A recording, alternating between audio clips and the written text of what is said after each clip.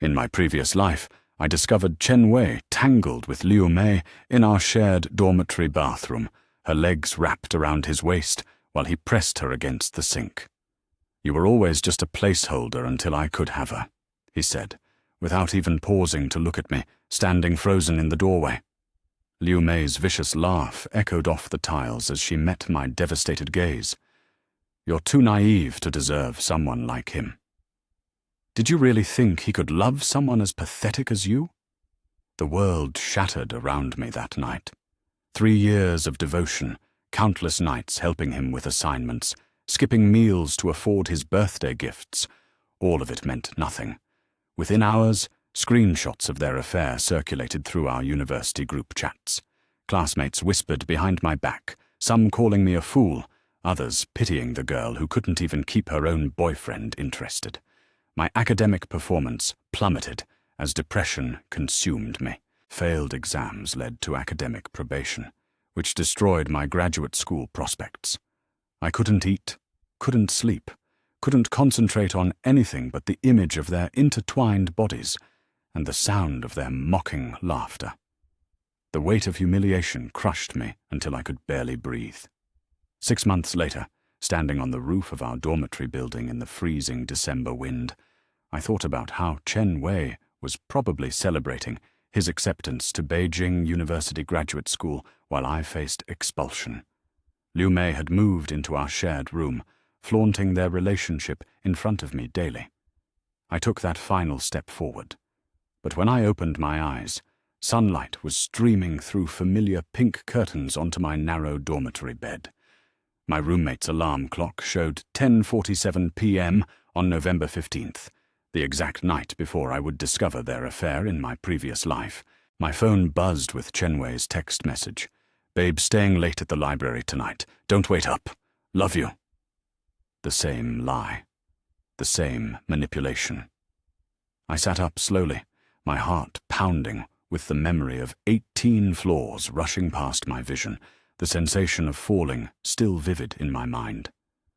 But here I was, 20 years old again, in the cramped dormitory room I shared with 3 other girls. My reflection in the small mirror showed the same trusting face that had believed every sweet word Chen Wei whispered, the same naive eyes that never saw Liu Mei's calculating smirks behind my back. This time would be different. I deleted his text without responding and checked the group chat where Liu Mei was currently typing her fake concern. "Has anyone seen Chen Wei? I'm worried he's pushing himself too hard with studying." The same performance she gave in my past life, playing the caring friend while secretly meeting my boyfriend in hidden corners of campus. How perfectly she had manipulated both of us, feeding him lies about my alleged flirtations with other boys, while comforting me about his supposed stress and distance.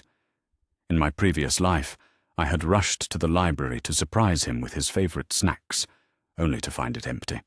Then I'd searched the entire campus before finally returning to our dormitory building, where I heard suspicious sounds coming from the communal bathroom.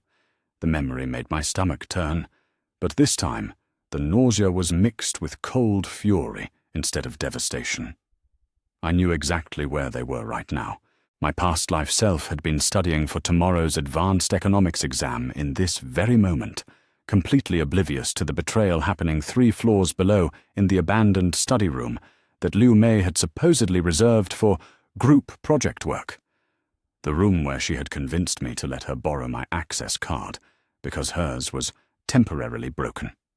The same room where Chen Wei was currently discovering just how grateful she could be for his tutoring sessions.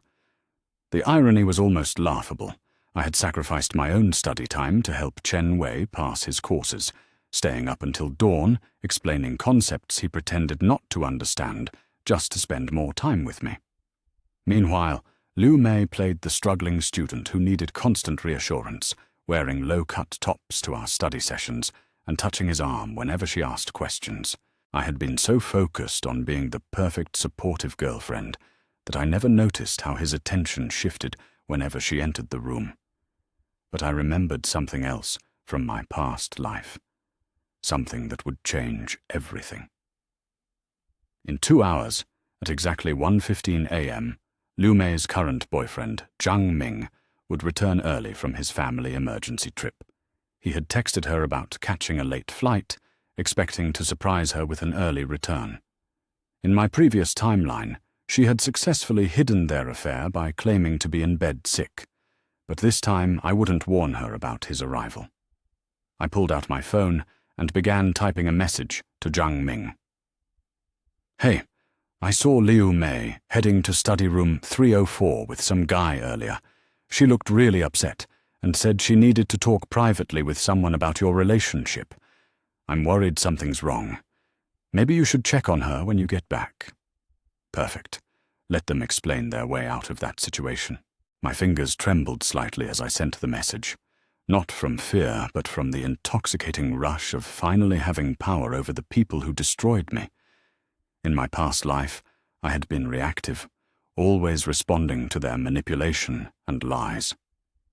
Now I could be proactive, using my knowledge of their patterns and schedules to orchestrate their downfall. I set my alarm for 1 a.m. and lay back down, pulling my blanket up to my chin. In my previous life, I would have tossed and turned all night, anxious about tomorrow's exam, and worried about Chen Wei's sudden distance over the past few weeks. Tonight, I would sleep peacefully, knowing that by morning, the two people who betrayed me would be scrambling to salvage their reputations, while I remained completely removed from the chaos. The fluorescent hallway lights flickered outside my door, casting familiar shadows across the ceiling. This cramped dormitory room that once felt like a prison would become my sanctuary. Tomorrow, when the drama exploded across campus, I would be the innocent girlfriend who had no idea about the affair, the victim who deserved sympathy rather than mockery. Chen Wei thought he was so clever, playing the devoted boyfriend while secretly pursuing my best friend. Liu Mei believed she was the mastermind, manipulating us both while maintaining her innocent facade. They had underestimated the quiet, trusting girl they saw as beneath their intellectual and social league. They had no idea what I was capable of when I stopped caring about their feelings. I closed my eyes and smiled in the darkness. In 6 hours, Zhang Ming would discover his girlfriend in a compromising position with my boyfriend. The screenshots and angry confrontation would spread through social media before dawn.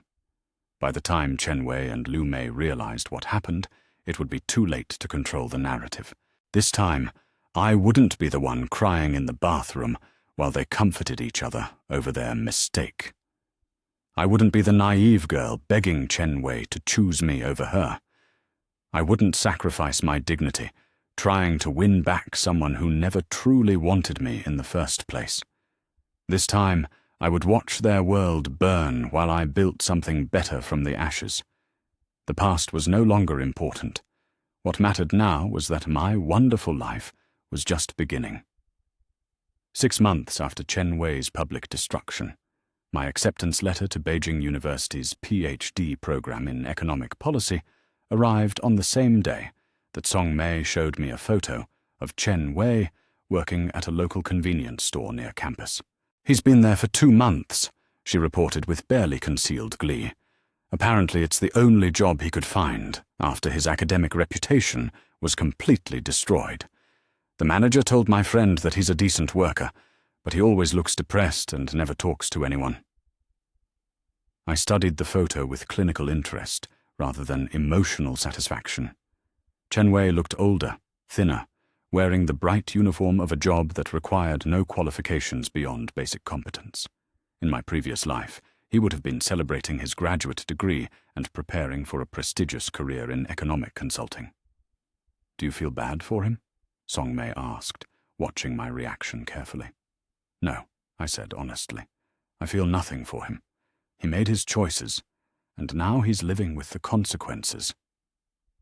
The indifference was complete and liberating. Chen Wei had once held such power over my emotions that his approval or disapproval could determine my entire mood for days. Now seeing evidence of his downfall provoked no more feeling than reading about a stranger's misfortune in the newspaper. That evening, I had dinner with David Chen, the graduate student I'd been dating for 3 months. Our relationship was built on mutual respect, intellectual compatibility, and genuine affection, everything that had been missing from my toxic dynamic with Chen Wei. "You seem lighter lately," David observed as we shared dessert at the quiet restaurant off campus. "More confident, more centered. It's attractive." "I've been learning to trust my own judgment," I replied. "It's amazing how much energy you have when you're not constantly second-guessing your perceptions or trying to manage other people's emotions." David nodded thoughtfully. "My ex-girlfriend used to do that to me, make me question my own memory and feelings until I couldn't trust my own thoughts. It took months after our breakup to realize how manipulated I'd been. The casual mention of manipulation didn't trigger defensive responses or trauma flashbacks. Instead, it felt like a normal conversation between two people who had learned from difficult experiences and chosen to build something healthy together. The difference," I said, "is that we both recognized the manipulation and chose to break free from it. Some people never develop that awareness, or they develop it too late to save themselves," David added quietly. Our conversation was interrupted by a commotion at the restaurant entrance. Liu Mei had walked in with a man I didn't recognize. Her appearance dramatically changed from the confident manipulator I remembered. Her hair was shorter and duller, her clothes less expensive, her entire demeanor subdued and nervous. She spotted me immediately, her face going pale as she realized the implications of our chance encounter. For a moment, she seemed frozen between fleeing and approaching, her companion looking confused by her sudden paralysis. "Is that her?" David asked quietly, following my gaze. "Yes," I replied calmly. "Let's see what she does." Liu Mei made the decision to approach our table, her steps hesitant and her smile forced. The woman who had once manipulated social situations with surgical precision now looked uncertain and desperate. "Lin Xiao," she said softly, standing awkwardly beside our table. I didn't expect to see you here." "Liu Mei," I acknowledged neutrally. "How are you?" The simple question seemed to catch her off guard. She had probably prepared for anger, confrontation, or dramatic declarations, but my polite indifference clearly wasn't in her script. "I'm doing well," she lied transparently. "Adjusting to the new university, making new friends. You know how it is." I didn't respond, simply waiting to see what she actually wanted. The silence stretched uncomfortably as Liu Mei realized that I wasn't going to help her navigate the conversation or provide emotional reactions she could manipulate. "I wanted to apologize," she said finally, the words coming out in a rush, "for everything that happened. I know I hurt you badly, and I've spent these months thinking about how wrong I was." The apology sounded rehearsed, carefully crafted to appear sincere while avoiding specific accountability for her actions. She was using therapeutic language about hurt rather than acknowledging the deliberate manipulation and betrayal she'd orchestrated. "I appreciate that," I said simply, offering no forgiveness or absolution. Liu Mei waited for me to elaborate, to engage with her attempt at reconciliation, but I remained silent. Her desperation became more obvious as she realized that her manipulation tactics had no effect on me.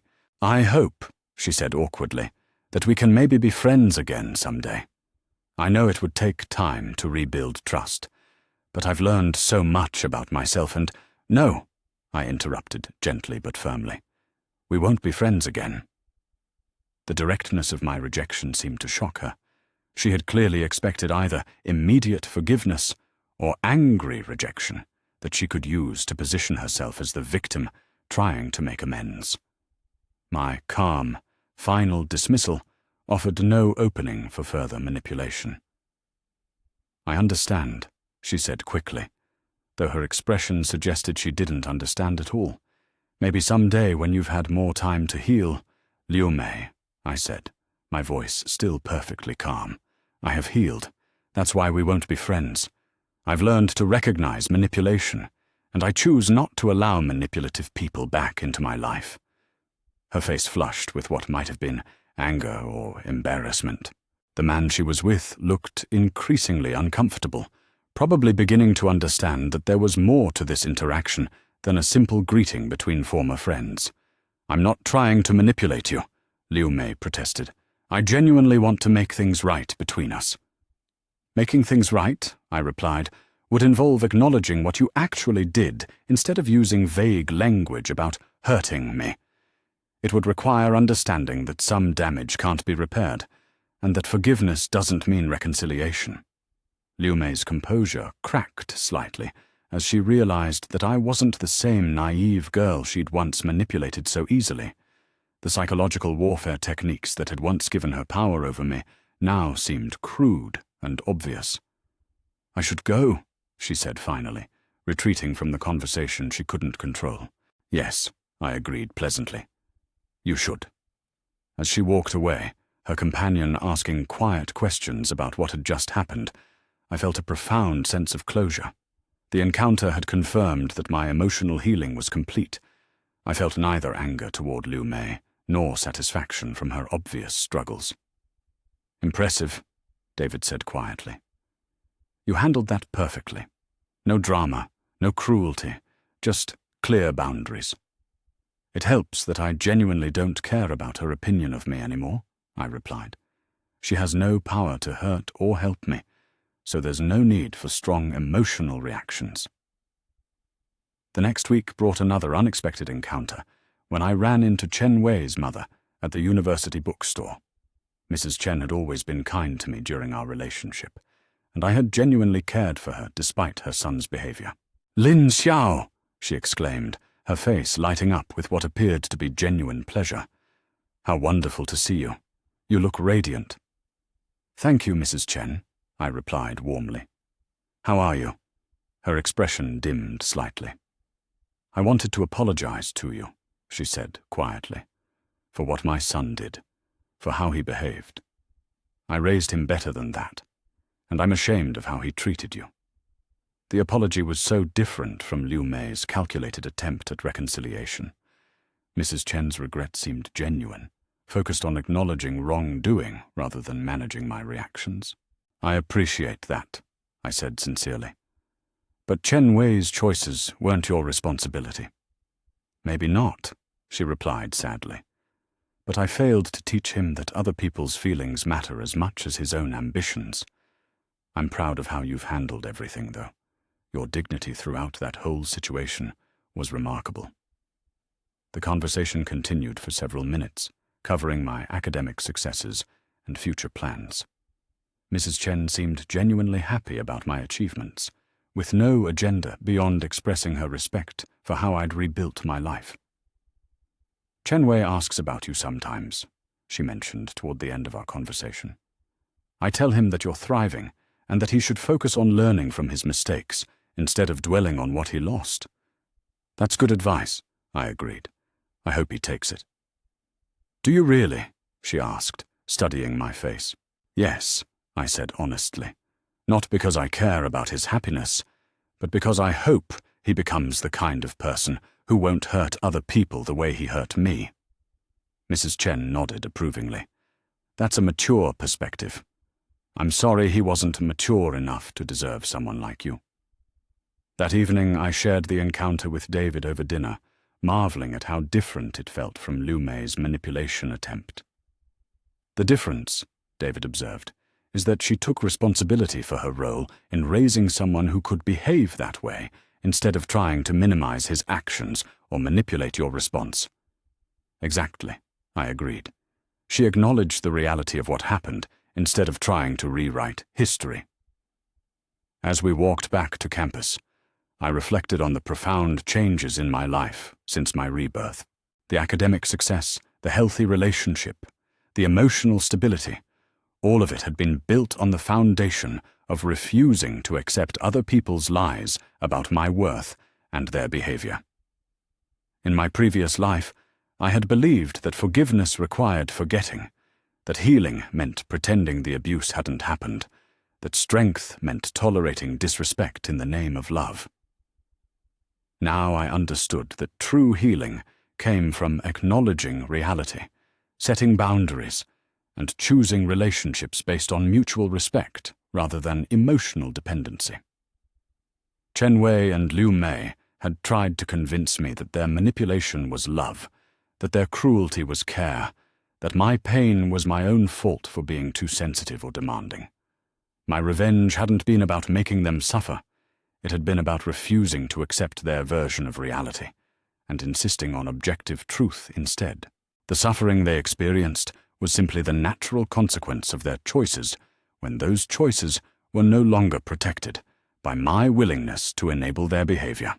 As I fell asleep that night, I thought about the letter I'd received from Beijing University, confirming my admission to their most competitive PhD program. In my past life, depression and academic failure had eliminated any chance of such opportunities. This time, my refusal to sacrifice my potential for toxic people had opened doors I'd never imagined possible. The past was no longer important. My wonderful life wasn't just beginning. It was flourishing beyond my most optimistic expectations. 8 months after my rebirth, on a crisp October morning, my phone rang with a number I didn't recognize. I answered out of curiosity, expecting a wrong number or telemarketer, but instead heard the voice that had once held such power over my emotions. "Lin Xiao," Chen Wei said, his voice rough and desperate. "Please don't hang up. I know you don't want to hear from me, but I'm in a really dark place right now." The emotional manipulation was immediate and familiar. In my past life, any hint of Chen Wei's emotional distress would have sent me into panic mode, desperate to help and comfort him regardless of how he'd treated me. This time, I felt nothing but mild irritation at his presumption. "What do you want, Chen Wei?" I asked directly. "I've been thinking about ending things," he said, his voice dropping to a whisper. "I can't handle what my life has become. I lost everything because of my mistakes, and I don't know how to live with the guilt and shame." The suicide threat was perfectly timed and delivered with just enough vulnerability to trigger any remaining protective instincts I might have toward him. He was betting that my compassionate nature would override my boundaries, that the threat of his death would force me back into the caretaker role I'd played throughout our relationship. "I'm sorry you're struggling," I said calmly, "but I'm not the person you should be talking to about this." "But you're the only person who ever really understood me," Chen Wei insisted, desperation creeping into his voice as his manipulation failed to produce the expected emotional response. "You're the only one who can help me see a reason to keep going." The language was expertly crafted to make me feel both special and responsible for his well-being. He was positioning my refusal to help as effectively sentencing him to death, making me complicit in his suicide if I maintained my boundaries. In my previous life, this exact conversation had destroyed my resolve to stay away from him. The guilt of potentially causing his death had overwhelmed every rational consideration, leading me to resume our toxic relationship out of misplaced responsibility for his mental health. "Chen Wei," I said firmly, "if you're genuinely having thoughts of self-harm, you need to call the campus counseling center immediately. Their number is 555-0123. They have trained professionals who can help you." "I don't want to talk to strangers," he protested. "I need someone who knows me, who understands what I'm going through. Please, Lin Xiao, just meet with me once. I promise I won't ask for anything else." The request seemed reasonable on the surface, just one conversation to help someone in crisis, but I recognized it for what it was, an attempt to re-establish contact and emotional leverage that he could use to gradually work his way back into my life. "No," I said without hesitation. "I won't meet with you, and I'm not qualified to help you with mental health issues. If you're serious about getting help, call the counseling center. You're really going to let me die because you're too proud to forgive me?" Chen Wei's voice turned accusatory, revealing the manipulative core beneath his vulnerable facade. The shift in tone confirmed what I already knew. His suicide threat was emotional blackmail designed to control my behavior rather than a genuine cry for help. Someone truly contemplating self-harm wouldn't immediately turn to guilt and accusation when offered professional resources.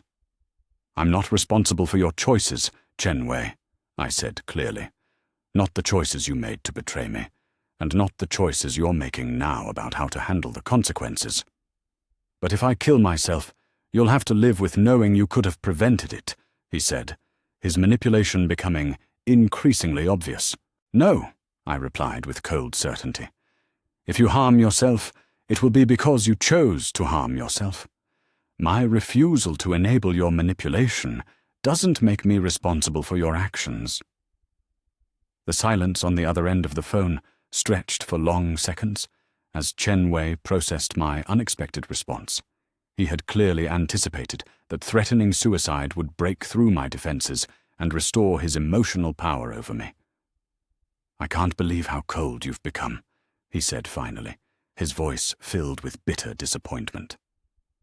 "The Lin Xiao I knew would never be this heartless." "The Lin Xiao you knew," I corrected, "was naive enough to confuse enabling with caring, to mistake emotional manipulation for love, and to sacrifice her own well-being for people who didn't value it." "So you admit you've changed," Chen Wei said, as if this was evidence of moral failure rather than personal growth. "Yes," I agreed readily. "I've changed. I've learned to recognize manipulation, to set boundaries, and to prioritize my mental health over toxic people's comfort." "This isn't you," Chen Wei insisted desperately. "This cold, unforgiving person isn't who you really are. The real Lin Xiao would understand that people make mistakes, that everyone deserves a second chance." The attempt to redefine my authentic self according to his needs was so transparent that it was almost laughable. He wanted me to believe that my current strength and clarity were somehow false, that my true nature was to be vulnerable and exploitable. "Chen Wei," I said with finality, "I'm going to hang up now. If you call me again with threats of self-harm, I will report it to the university administration as harassment. If you're genuinely in crisis, call the counseling center." "Wait," he said quickly. "I'm not threatening suicide. I'm just asking for help from someone who used to care about me. Is that really so unreasonable?" "You weren't asking for help," I replied. "You were trying to manipulate me into taking responsibility for your emotional state by threatening to harm yourself. That's not a request for help. It's emotional terrorism." "I would never actually hurt myself," Chen Wei admitted, his facade cracking completely. I miss you so much, Lin Xiao. I miss what we had together." The confession that his suicide threat was fabricated removed any lingering doubt about his motivations. He had been willing to weaponize mental health issues and exploit my compassion to manipulate me back into his life. "What we had together," I said coldly, "was a relationship where you lied to me, cheated on me, and manipulated my emotions for months. I don't miss that, and I don't want it back." "But we could have something different," Chen Wei pleaded. "I've learned from my mistakes. I know how to be a better partner now." "You've learned to lie more skillfully," I corrected. "The fact that you just admitted to fabricating a suicide threat proves that you haven't changed at all." "Everyone makes mistakes when they're desperate," he said weakly. "And everyone faces consequences for those mistakes," I replied. "Your consequences include losing access to people you've abused. That's how accountability works." I hung up the phone before he could respond, then immediately blocked the number he'd called from.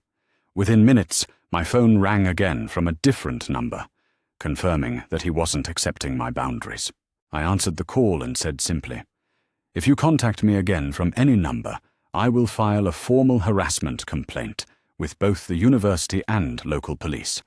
This is your only warning." The line went silent, and no further calls came. That evening, I reported the incident to David, who listened with a mixture of concern and admiration for how I'd handled the manipulation attempt. "That must have been difficult," he said. "Even knowing someone is manipulating you, it takes strength to resist the guilt when they threaten self-harm." "It wasn't difficult," I replied honestly. That's what surprised me the most. I felt annoyed by his presumption, but I never doubted my decision to refuse his manipulation. The difference between emotional manipulation and genuine mental health crisis, David observed, is that people in real crisis accept help from qualified professionals. They don't insist on getting support specifically from people they've abused. The conversation reinforced my confidence that I'd handled the situation correctly. Chen Wei's suicide threat had been a calculated attempt to regain control, not a cry for genuine help. 2 days later, Song Mei informed me that Chen Wei had been seen around campus, apparently healthy and continuing his work at the convenience store. His supposed mental health crisis had resolved remarkably quickly once it failed to achieve its intended manipulation.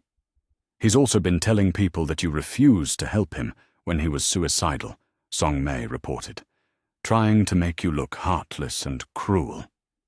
The character assassination attempt was exactly what I'd expected. When manipulators fail to achieve their goals through emotional blackmail, they often try to punish their victims through social pressure and reputation damage. What are people saying? I asked. That anyone who threatens suicide to manipulate their ex is obviously not mentally stable enough to be around. Song Mei replied with satisfaction, and that your response was completely appropriate for someone trying to maintain healthy boundaries. The public response confirmed that Chen Wei's manipulation tactics were becoming increasingly obvious to our social circle. His attempt to portray me as heartless had instead exposed his own willingness to weaponize mental health issues for personal gain. That night, as I worked on my PhD application essays, I reflected on how completely my relationship with manipulation had changed. In my past life, Chen Wei's suicide threat would have sent me spiraling into guilt and self-doubt, questioning whether my anger was justified and whether I owed him forgiveness regardless of how he'd treated me. This time, his manipulation attempt had felt like a transparent performance, easily recognized and dismissed without emotional turmoil. The transformation wasn't just about resistance to specific techniques. It was about fundamental self-respect that made others' approval or disapproval irrelevant to my sense of worth. Chen Wei could threaten suicide. Liu Mei could attempt reconciliation. Mutual friends could pressure me to forgive and move on. But none of it could touch the core certainty I'd developed about my own value and my right to exist without constantly defending my boundaries. The past was no longer important. What mattered was that I had finally learned the difference between compassion and enabling, between love and control, between forgiveness and foolishness. My wonderful life wasn't threatened by their desperate attempts to reclaim power over me. It was protected by the wisdom I'd gained from refusing to let them define my reality ever again. 5 years later, I stood in the conference hall of the International Economic Development Summit in Shanghai, delivering my keynote presentation on rural poverty alleviation strategies to an audience of global policymakers and academic leaders. The research that had begun with Professor Wang's recommendation had evolved into groundbreaking work that was reshaping how governments approached economic inequality.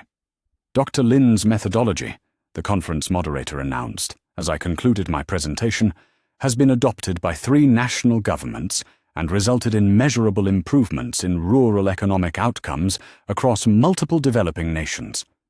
The applause was thunderous, but what filled me with the deepest satisfaction wasn't the professional recognition.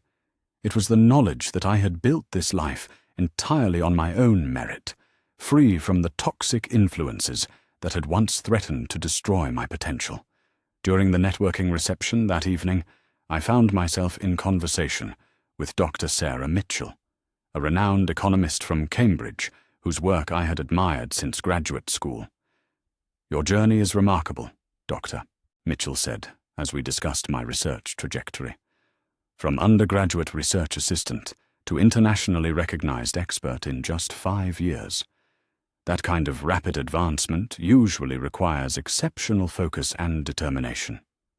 It helps when you're clear about what you want, I replied with a smile. And when you're not distracted by people who don't support your goals. After the reception, I returned to my hotel room and video-called David, who was completing his own postdoctoral fellowship at MIT. Our relationship had weathered the challenges of long-distance academic careers, growing stronger through mutual support and shared ambitions. "How did the presentation go?" he asked, his face lighting up as he saw my expression. "Better than I'd hoped," I said. "The World Bank representative wants to discuss funding for the expanded project, and I have 3 universities interested in joint research initiatives." "I'm so proud of you," David said with genuine warmth. "You've accomplished everything you dreamed of, and more." As we talked about our future plans, my upcoming tenure-track position at Beijing University, his research opportunities in sustainable development, I marveled at how different this conversation felt from the relationships of my past. David celebrated my successes without feeling threatened, supported my ambitions without trying to control them, and treated my achievements as shared victories rather than personal competitions. "There's something I want to tell you," David said toward the end of our call, his expression becoming serious. "I ran into someone today who claimed to know you from university." "Chen Wei?" My heart didn't skip a beat at the mention of his name. The complete emotional detachment I'd developed over the years had transformed him from a source of pain into merely a chapter in my personal history. "What did he say?" I asked with mild curiosity. "He was working as a delivery driver for a food app," David continued.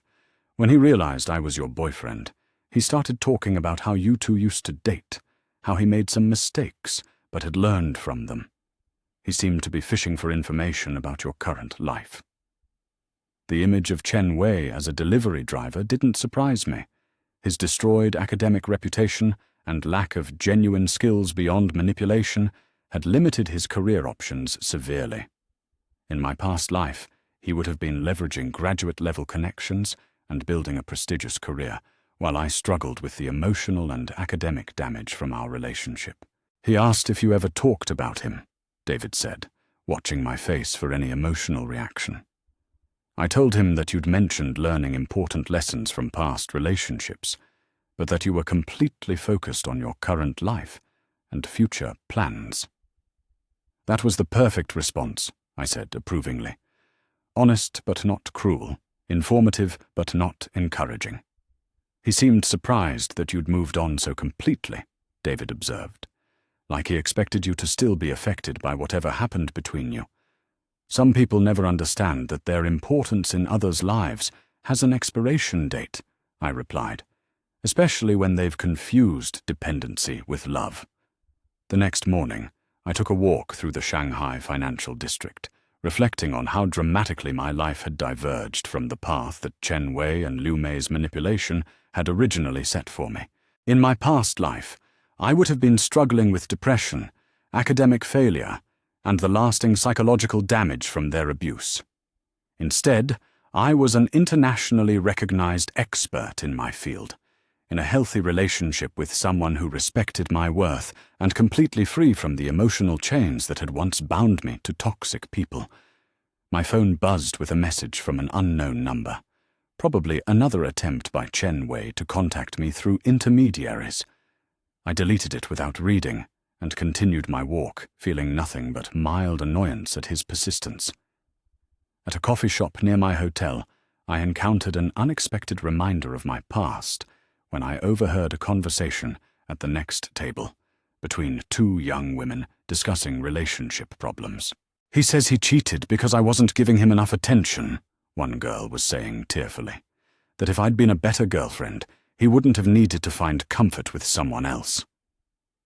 The familiar pattern of victim blaming made my stomach turn, but not with personal pain, with recognition of manipulation tactics I'd learned to identify and counter. "Excuse me," I said gently, turning toward their table. I couldn't help overhearing, and I wanted to share something that might help. The tearful girl looked up with desperate hope, clearly willing to accept advice from anyone who might help her make sense of her situation. "Someone who truly loves you," I said quietly. doesn't betray you, and then blame you for their choice to betray you. That's manipulation, designed to make you responsible for their actions, so they can avoid accountability. But he said he still loves me, the girl protested. That the other girl meant nothing, that it was just a mistake because he felt neglected. Love isn't measured by words, I replied. It's measured by actions. Someone who loves you, protects your trust, respects your feelings, and takes responsibility for their mistakes without making you feel guilty for having been hurt. I left my contact information with the girl, encouraging her to reach out if she needed support in recognizing manipulation tactics. As I walked away, I thought about how my own painful experience had equipped me to help others avoid similar psychological abuse. That evening, as I prepared to return to Beijing, I received an unexpected email from Liu Mei. The subject line read, "Congratulations on your success," and curiosity prompted me to open it, despite my usual policy of ignoring her attempts at contact. The message was brief and surprisingly mature. "I saw news about your international recognition and wanted to acknowledge your incredible achievements. I know my actions years ago were harmful, and I'm glad to see that you've built such an impressive life despite the obstacles. I don't expect a response, but I wanted you to know that I recognize the strength it took to overcome what I put you through." The apology was different from her previous attempts at manipulation. It took full responsibility without asking for forgiveness, acknowledged specific harm without minimizing it, and expressed genuine admiration without expecting reconciliation. I read it twice, then deleted it without responding. Not out of cruelty, but because her growth and redemption were her responsibility to manage, not mine to validate. My healing had never depended on her acknowledgement of wrongdoing, and my success didn't require her approval or understanding. The flight back to Beijing gave me time to reflect on the complete transformation my life had undergone since my rebirth. Every aspect of my existence, professional, personal, emotional, had been built on the foundation of refusing to accept others' lies about my worth and their right to abuse my trust. Chen Wei and Liu Mei had taught me that some people view kindness as weakness to be exploited, trust as vulnerability to be manipulated, and love as control to be exercised. They had shown me that psychological manipulators depend on their victims' reluctance to defend themselves and expose the truth about their behavior. But my systematic refusal to enable their manipulation had taught me something even more valuable: that true strength comes from self-respect, that genuine love requires mutual respect, and that the only relationships worth maintaining are those based on honesty and equality. As the plane descended toward Beijing, I looked out at the city lights spreading below me like a constellation of possibilities. Tomorrow I would resume my research, continue building my academic legacy, and nurture the relationships with people who truly valued my well-being. The past was no longer important except as a source of hard-won wisdom. What mattered was that I had finally learned to choose myself over toxic bonds, truth over comfortable lies, and growth over stagnation. Chen Wei and Liu Mei had expected me to remain the naive, forgiving victim whose only purpose was to absorb their cruelty and enable their selfishness. They had calculated that my love and loyalty would override my survival instincts and self-respect indefinitely. They had been wrong about everything. I had died from their manipulation in my past life, but I had been reborn with perfect knowledge of their weaknesses and complete immunity to their psychological warfare. Their attempts to destroy my future had instead taught me to build something stronger, more authentic, and entirely my own. My phone buzzed with a text from David. "Safe travels. Can't wait to celebrate your success properly when you're home." I smiled as I typed back, "My wonderful life is just beginning, and I can't wait to share it with you." The fluorescent lights of the airplane cabin flickered as we made our final approach, but instead of feeling trapped by their harsh illumination, I felt liberated by the clarity they provided. Every detail of my environment was sharp and focused, reflecting the mental clarity I'd gained by refusing to accept others' versions of reality and insisting on objective truth instead. The girl who had once died from betrayal and manipulation was gone forever, replaced by a woman who understood that her worth was not determined by others' treatment of her, that her future was not limited by others' expectations, and that her happiness was not dependent on others' approval. Chen Wei and Liu Mei had tried to write my story for me, casting me as the disposable supporting character in their dramatic romance. Instead, I had taken control of my own narrative and transformed it into something they could never have imagined or understood. They had taught me what I didn't want in life. I had taught myself what I deserved instead. My wonderful life was no longer just beginning.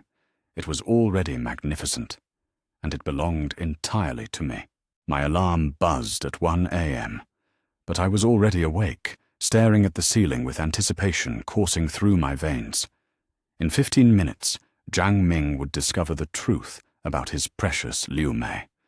I grabbed my phone and opened our dormitory building's group chat, waiting for the fireworks to begin.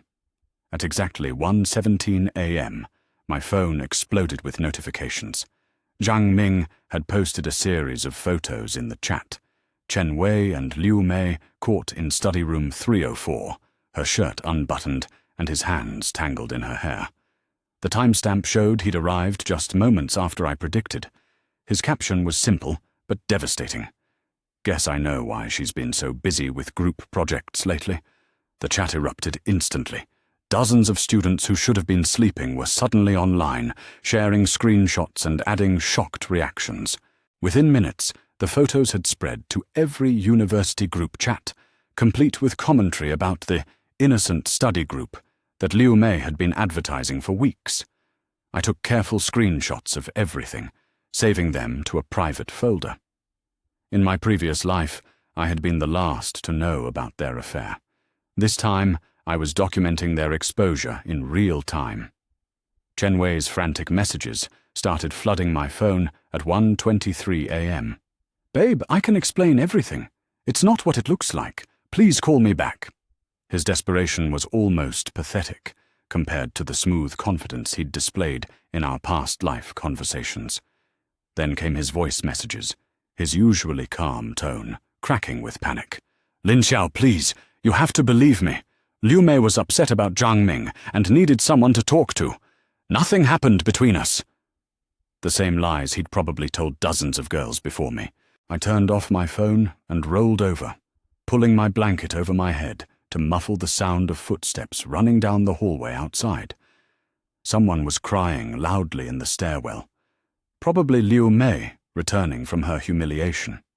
The sound that once would have made me rush to comfort her now filled me with cold satisfaction. In my previous life, I had discovered their affair by accident and confronted them privately, giving them time to craft their manipulative explanations. Chen Wei had convinced me that Liu Mei seduced him during a moment of weakness, playing the victim while she played the repentant temptress. They had divided the blame between them so skillfully that I ended up apologizing for not being understanding enough about his stress and her emotional problems. This time, their reputations were destroyed before they could control the narrative. I woke up the next morning to 47 missed calls and 126 unread messages. My roommates were already huddled around their phones, whispering excitedly about the scandal that had consumed the entire campus overnight. Song Mei, my closest roommate, looked up when she noticed I was awake. "Lin Xiao, I'm so sorry," she said softly. "We didn't want to wake you, but have you seen the group chat about Chen Wei and Liu Mei?" I sat up slowly, rubbing my eyes as if I was just waking up. What about them? The performance was necessary. In my previous life, everyone had known about the affair except me, making me look like a fool. This time I needed to appear as shocked and hurt as any girlfriend would be upon discovering such a betrayal. Song Mei hesitantly showed me her phone screen. I let my eyes widen with apparent shock, my hand flying to cover my mouth as I stared at the photos of Chen Wei and Liu Mei. The acting wasn't difficult. The images still made my stomach turn, even knowing they were coming. I don't understand, I whispered, letting my voice crack convincingly. He said he was at the library. He texted me at 10:47, saying he was studying late. I pulled out my phone with trembling fingers, showing Song Mei his message as if it was evidence of his innocence rather than his deception. My roommates exchanged sympathetic glances, immediately surrounding me with comfort and outrage on my behalf. This was exactly what I needed. Witnesses to my innocence and their betrayal. People who would remember that I was the victim, not the fool. That bastard, Song Mei muttered. And Liu Mei, how could she do this to you? You two were so close. I let tears gather in my eyes, remembering the genuine pain I'd felt in my past life. The emotions were still there, just carefully controlled now instead of consuming me. I trusted her completely. She was always asking about our relationship, offering advice when Chen Wei seemed distant. I thought she was being a good friend. The bitter irony was that Liu Mei's advice had been designed to sabotage our relationship from the beginning. She had convinced me to give Chen Wei more space when I noticed his behavior changing, telling me that clingy girlfriends drive men away. She had encouraged me to focus on my studies instead of spending time with him, claiming that independent women were more attractive. Every piece of guidance had been calculated to create distance between us while she moved closer to him. My phone rang again, Chen Wei's contact photo filling the screen. In my previous life, this was the moment I answered, desperate to hear his explanation and clinging to hope that it was all a misunderstanding. This time I declined the call and immediately blocked his number. Good for you, Song Mei said approvingly. Don't give him a chance to manipulate you with his lies. If only she knew how right she was. The next few hours unfolded like a perfectly orchestrated play. News of the scandal spread beyond our university as students shared the story on social media platforms. Chen Wei's academic reputation, which he had built so carefully through years of networking and strategic friendships, crumbled as professors and graduate school contacts distanced themselves from the drama. Liu Mei's situation was even worse. Zhang Ming had immediately ended their 2-year relationship, but not before revealing in a public post that she had been emotionally manipulating him for months, constantly accusing him of cheating while projecting her own guilt. Several other girls came forward with stories about Liu Mei's pattern of befriending women just to steal their boyfriends. I attended my morning classes as usual, accepting condolences from classmates with appropriate sadness and dignity. Professor Chen approached me after advanced economics to express his sympathy and offer deadline extensions if I needed time to process the situation. I thanked him gracefully while internally celebrating. In my previous life, my emotional breakdown had caused me to fail this exact class. During lunch, I sat with Song Mei and our friend Wang Lu in the cafeteria, picking at my food while they discussed the ongoing fallout. Chen Wei had apparently tried to approach several mutual friends, begging them to convince me to hear his explanation. Liu Mei had disappeared entirely, with rumors circulating that she was considering transferring to another university. "You're handling this so much better than I would," Wang Lu said admiringly. "I would have confronted them both and made a scene." "What's the point?" I replied quietly. "Their actions speak for themselves. I don't need to add drama to an already embarrassing situation. The truth was that public confrontation would have made me look unstable and given them opportunities to manipulate the narrative. This way, they had destroyed themselves while I maintained my dignity and earned everyone's sympathy." My phone buzzed with a message from an unknown number. When I opened it, I found a long paragraph from Liu Mei, sent from what was obviously a borrowed phone since I had blocked her as well.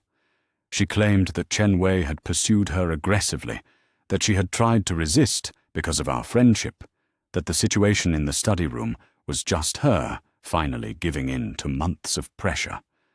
More lies. In my previous life, I had believed this victim narrative and actually felt sorry for her, thinking she was as manipulated as I was. But I remembered the conversation I'd overheard between her and her roommate 2 weeks before my past life death, when she laughingly described how easy it was to steal boyfriends from naive girls who didn't know how to keep their men interested. I deleted the message without responding and turned off my phone. "Are you okay?" Song Mei asked, noticing my expression. "Just tired," I said. "I think I'll skip afternoon classes and rest in the dorm." That evening, as I lay in bed reviewing the day's events, I felt a strange sense of completion. In less than 24 hours, I had achieved what my past life self never managed in 6 months of desperate attempts to understand and forgive their betrayal.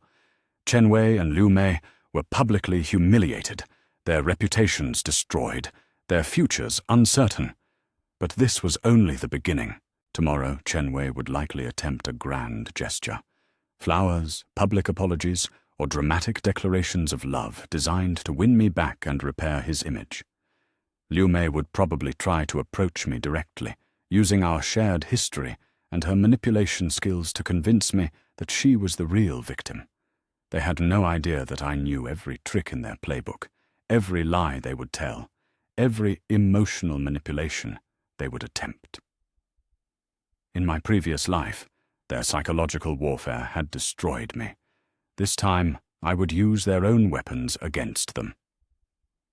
I pulled out my laptop and began researching graduate programs at prestigious universities, the same schools that Chen Wei had applied to with my help and emotional support. In my past life, my academic failure had closed those doors forever. This time, with my grades intact and my focus unbroken by their drama, I could reclaim the future they had stolen from me. The fluorescent hallway lights flickered outside my window, casting the same shadows that had once felt ominous and confining.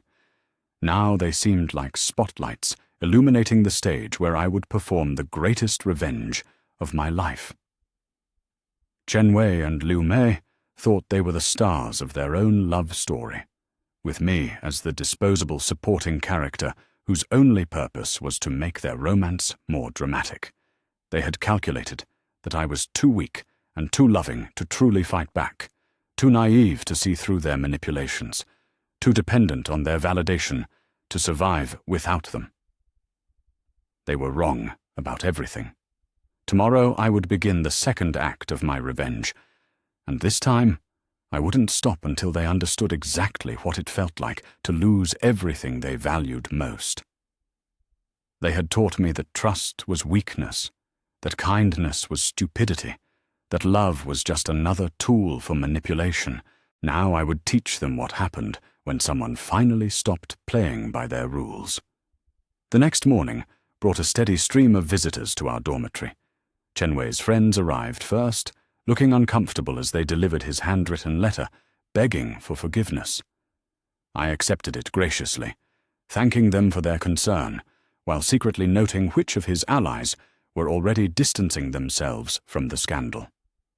I waited until they left, before reading his pathetic attempt at manipulation. The letter was full of familiar phrases I remembered from my past life. Moment of weakness meant nothing to me. You're the only one I truly love. He claimed Liu Mei had seduced him when he was vulnerable about our growing apart lately, painting himself as the victim of her calculated pursuit. How perfectly he rewrote history to absolve himself. In my previous life, these exact words had made me question my own memory of events, wondering if I had been neglecting him and pushing him towards someone else. This time, I recognized them for what they were, a script he'd probably used on previous girlfriends when caught cheating. I photographed every page of the letter, adding it to my growing evidence collection. Then, I tore it into small pieces and threw it away, making sure Song Mei witnessed my rejection of his manipulation. "Good," she said approvingly.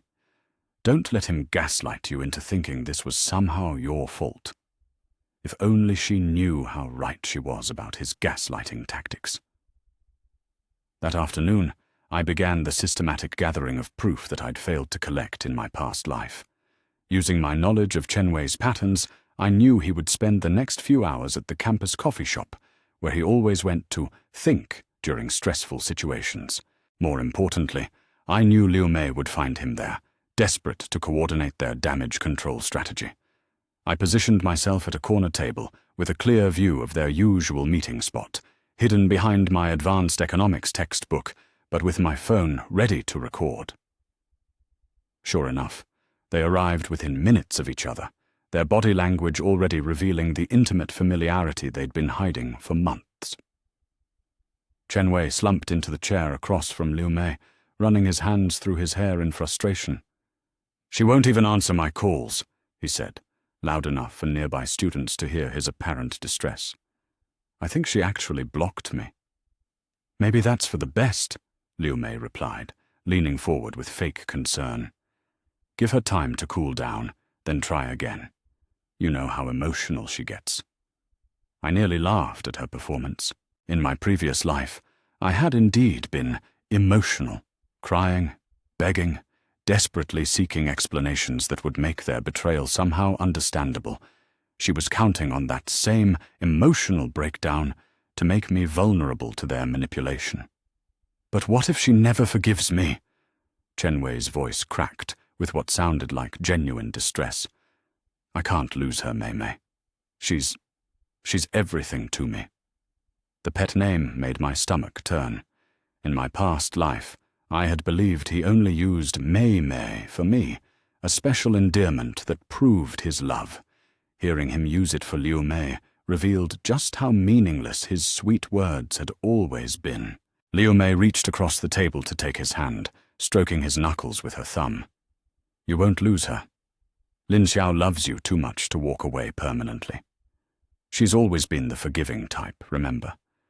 When you forgot her birthday last year, when you missed her presentation, when you spent that whole week hanging out with your ex-classmate." She paused meaningfully. "She always comes back."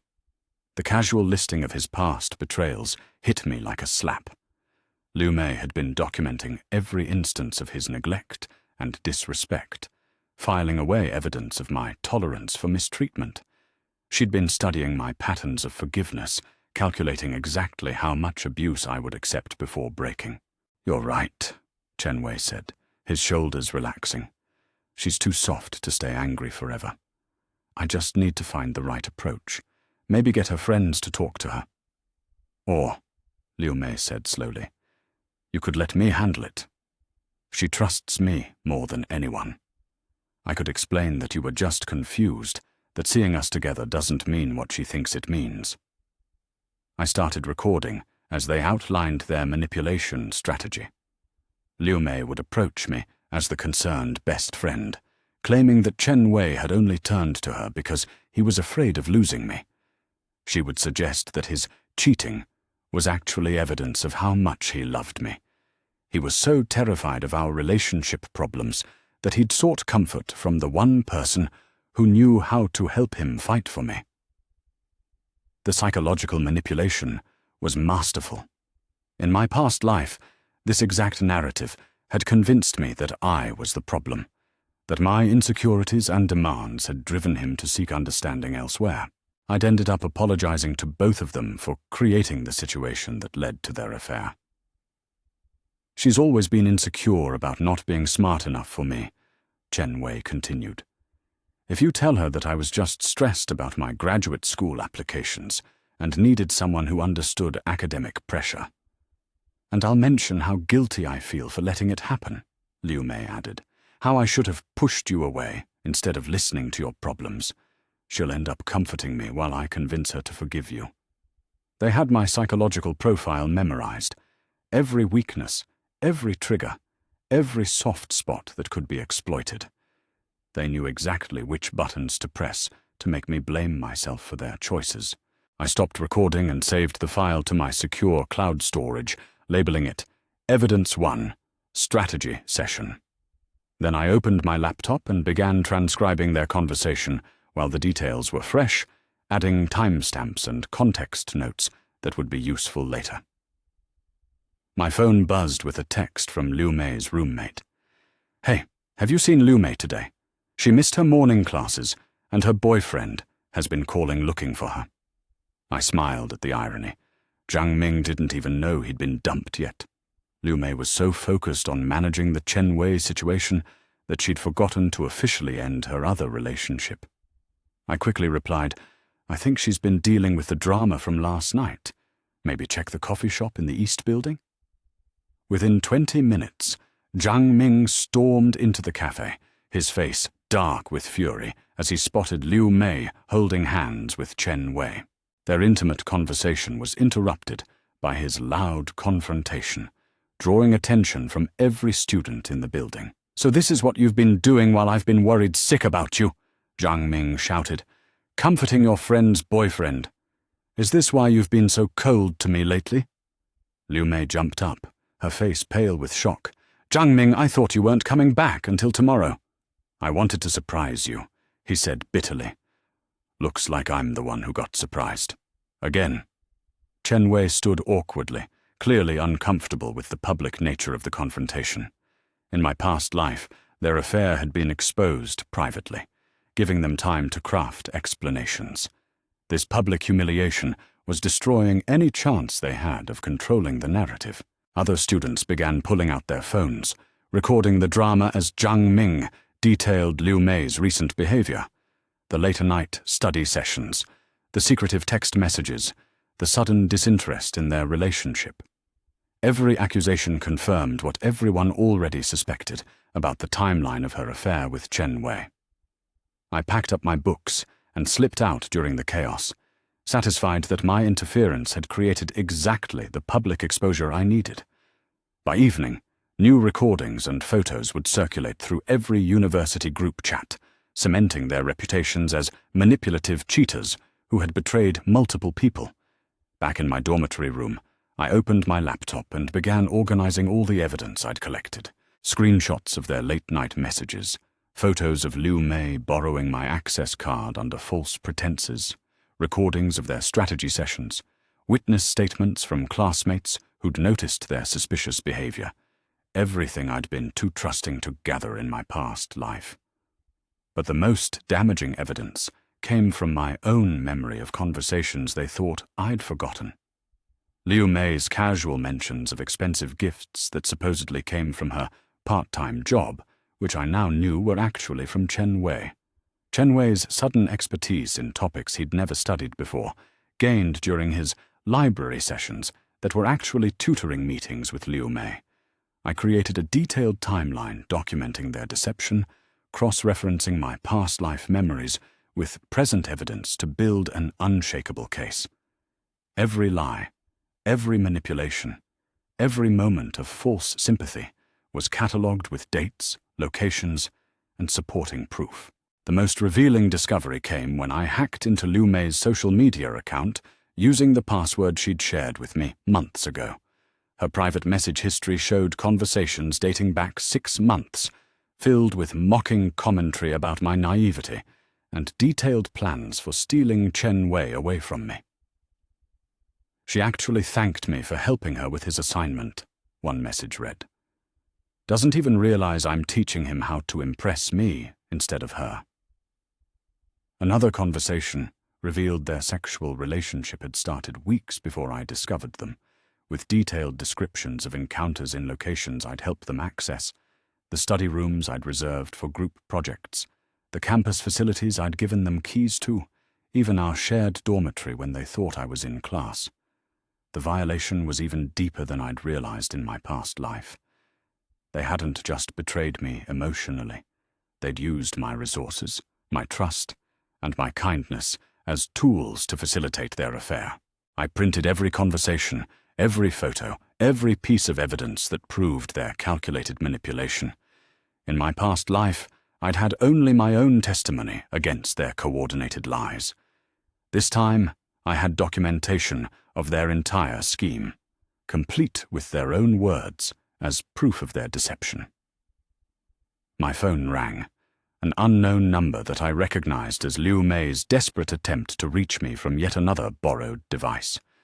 I let it ring while I finished organizing my evidence files, then sent her a simple text message.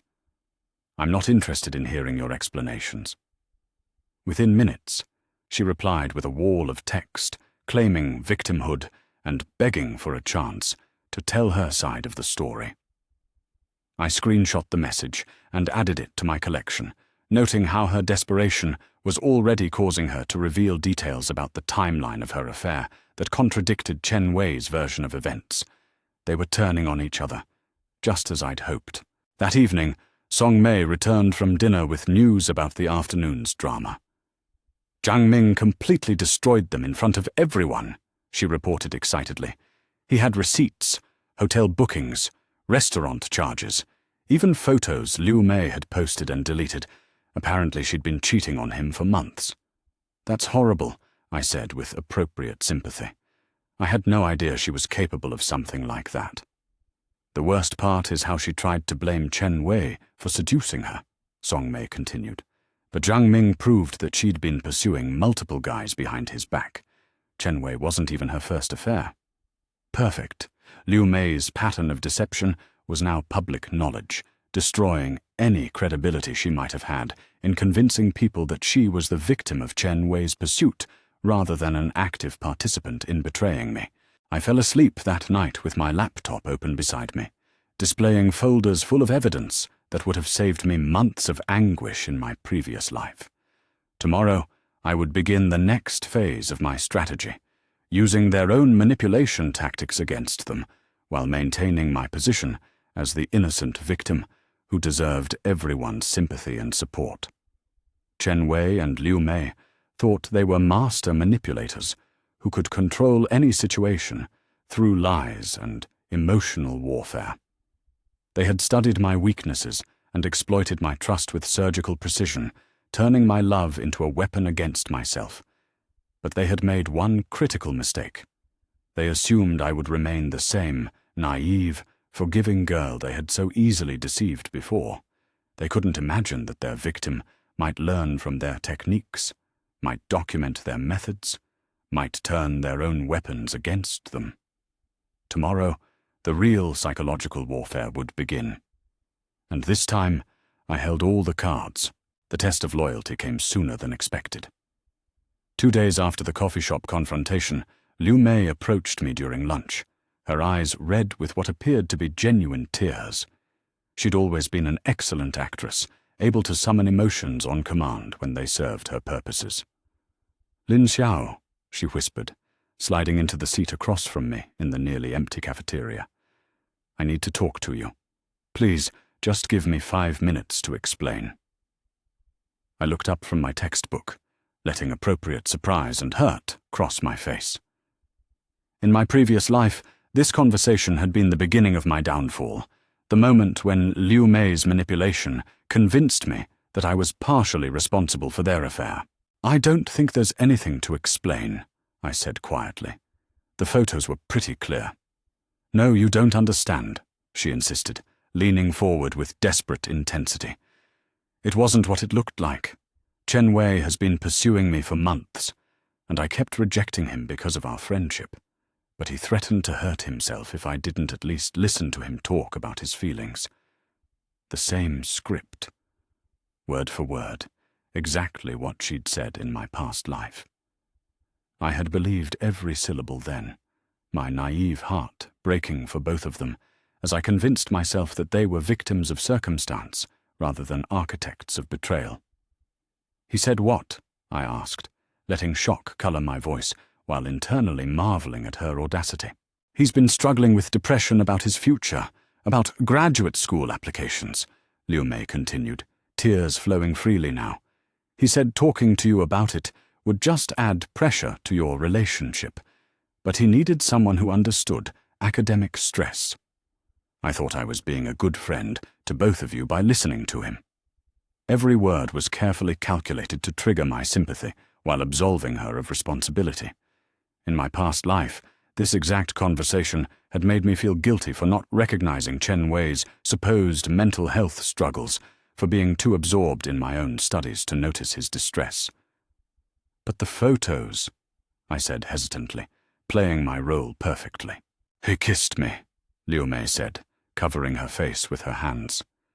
I was so shocked I didn't push him away fast enough. And then Zhang Ming walked in at exactly that moment. She looked up at me with pleading eyes. I know how it must have looked, but I swear to you, I never intended for anything to happen between us. The lie was so smooth, so believable in its carefully crafted vulnerability. She had studied my psychology for months, learning exactly which emotional buttons to press to make me doubt my own perceptions and prioritize her feelings over my own pain. I reached across the table to touch her hand, letting tears gather in my own eyes. Mei, I don't know what to think anymore. Her expression immediately brightened with relief and triumph, though she tried to hide it behind continued tears. "You believe me?" "I want to," I said softly. "But this is all so confusing and painful. I need time to process everything." "Of course," she said quickly. "Take all the time you need. I just wanted you to know the truth before you made any permanent decisions about Chen Wei. He really does love you, Lin Xiao. Everything he told me was about how afraid he is of losing you." I nodded slowly, as if her words were actually swaying my opinion. Inside, I was documenting every lie, every manipulation tactic she employed, the way she positioned herself as the reluctant participant, the victim of Chen Wei's aggressive pursuit, how she painted him as mentally unstable and desperate, making his actions seem like cries for help rather than calculated betrayal. Most cleverly, how she framed their affair as evidence of his love for me, rather than proof of his disrespect. "Maybe I should talk to him," I said uncertainly. Liu Mei's eyes lit up with barely concealed satisfaction. "I think that would be good for both of you. But Lin Xiao, please don't tell him that I explained what really happened. He's so ashamed of how he handled his emotions, and he needs to find the courage to tell you himself." Perfect. She was ensuring that Chen Wei and I would have conflicting versions of events, forcing me to choose which story to believe, while she positioned herself as the noble friend protecting both our interests. I agreed to keep her confession secret, and watched her practically skip away from our table, probably already texting Chen Wei about her successful manipulation. What she didn't know was that I had recorded our entire conversation using the voice memo app on my phone, hidden beneath my textbook. That evening, I called my dormmate Wang Lu to my room for a private conversation. In my previous life, Wang Lu had been the one person who tried to warn me about Liu Mei's true nature, but I'd dismissed her concerns as jealousy. This time I was ready to listen. "Lu," I said, sitting cross-legged on my bed while she claimed the desk chair. "Can I ask you something in complete confidence?" "Of course," she replied immediately. "What's going on? You've been so quiet since everything happened with Chen Wei and Liu Mei." "What do you really think about Liu Mei?" I asked directly. "Not what you think I want to hear, but your honest opinion." Wang Lu hesitated, clearly wrestling with how much truth to share. "Why are you asking?" "Because she came to me today with this story about Chen Wei pursuing her and threatening self-harm, and something about it feels off," I said. "But I can't tell if I'm being paranoid or if my instincts are right." Wang Lu's expression immediately hardened. "Your instincts are right. Liu Mei is not who you think she is, Lin Xiao. I've been wanting to tell you this for months, but I knew you wouldn't believe me." "Tell me what?" I prompted, though I already knew what she was going to reveal. "She talks about you behind your back," Wang Lu said bluntly. "She makes fun of your clothes, your study habits, how desperate you are for Chen Wei's attention. She calls you naive and says you're too trusting for your own good." In my previous life, this revelation had shattered me. The discovery that my closest friend viewed me with such contempt while pretending to care about my well-being had been almost more painful than Chen Wei's betrayal. "When did she say these things?" I asked quietly. All the time, Wang Lu continued.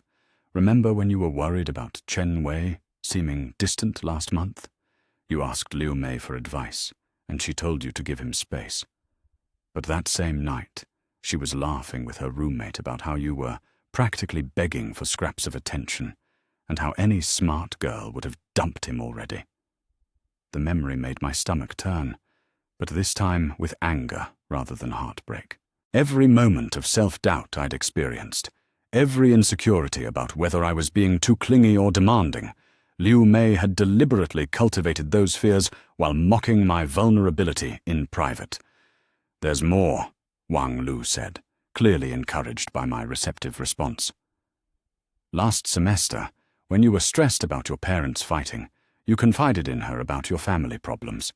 The next day, she was telling people about your dramatic family issues and joking that it explained why you were so desperate for male attention." Each revelation built a clearer picture of Liu Mei's systematic betrayal of my trust. She hadn't just stolen my boyfriend. She had weaponized every vulnerable moment I'd shared with her, turning my secrets into entertainment for others while positioning herself as the superior friend who graciously tolerated my neediness. "Why didn't you tell me before?" I asked. "I tried," Wang Lu said sadly. "Remember when I mentioned that Liu Mei seemed fake to me?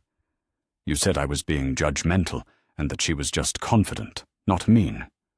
I realized you weren't ready to hear the truth about her." I did remember that conversation.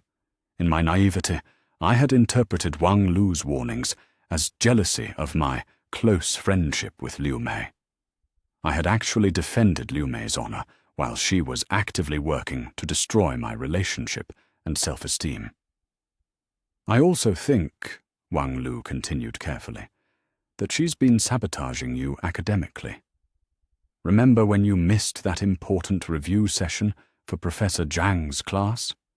Liu Mei told you it was moved to Thursday, but it was actually still on Tuesday. You failed that exam because you studied the wrong material." The memory hit me like a physical blow. I had trusted Liu Mei's information completely, never questioning why she seemed to know more about my class schedule than I did. In my previous life, that failed exam had started my academic downward spiral, damaging my GPA just enough to hurt my graduate school prospects. "And the scholarship application you missed last spring," Wang Lu added. "Liu Mei was supposed to remind you about the deadline, right? But she forgot until the day after it closed.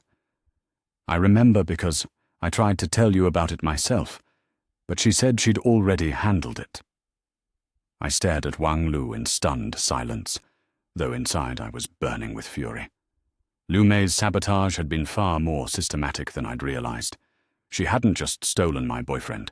She had actively worked to destroy my academic future while playing the helpful friend. "There's something else," Wang Lu said quietly. "I saw her with Chen Wei months ago, way before Zhang Ming caught them.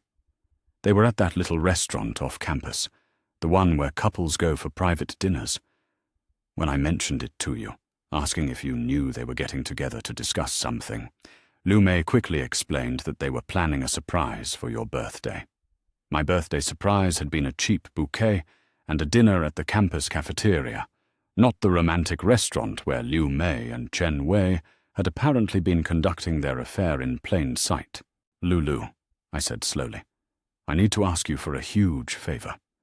If Liu Mei or Chen Wei approaches you with questions about my state of mind or what I'm planning to do, will you help me by giving them false information?"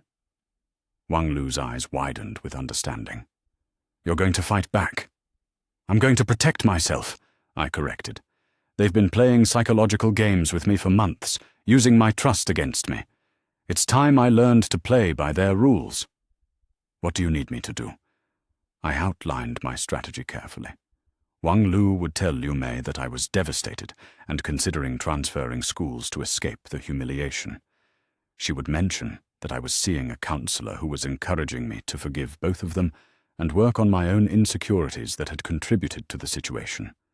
Most importantly, she would suggest that I was still deeply in love with Chen Wei and would probably take him back if he approached me correctly. But none of that is true, Wang Lu said. Exactly, I replied with a smile that felt foreign on my face. Let them think I'm broken and desperate. It will make them overconfident and sloppy.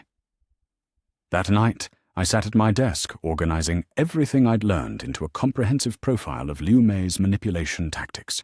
Her pattern was clear: identify vulnerable targets, gain their complete trust through fake friendship, systematically sabotage their success while appearing supportive, then steal whatever they valued most while positioning herself as the innocent victim. I had been her perfect mark, trusting, insecure, and so grateful for her apparent friendship that I never questioned her motives or verified her information. She had studied my psychological weaknesses like a scientist, conducting experiments to see how much manipulation I would tolerate before recognizing the abuse.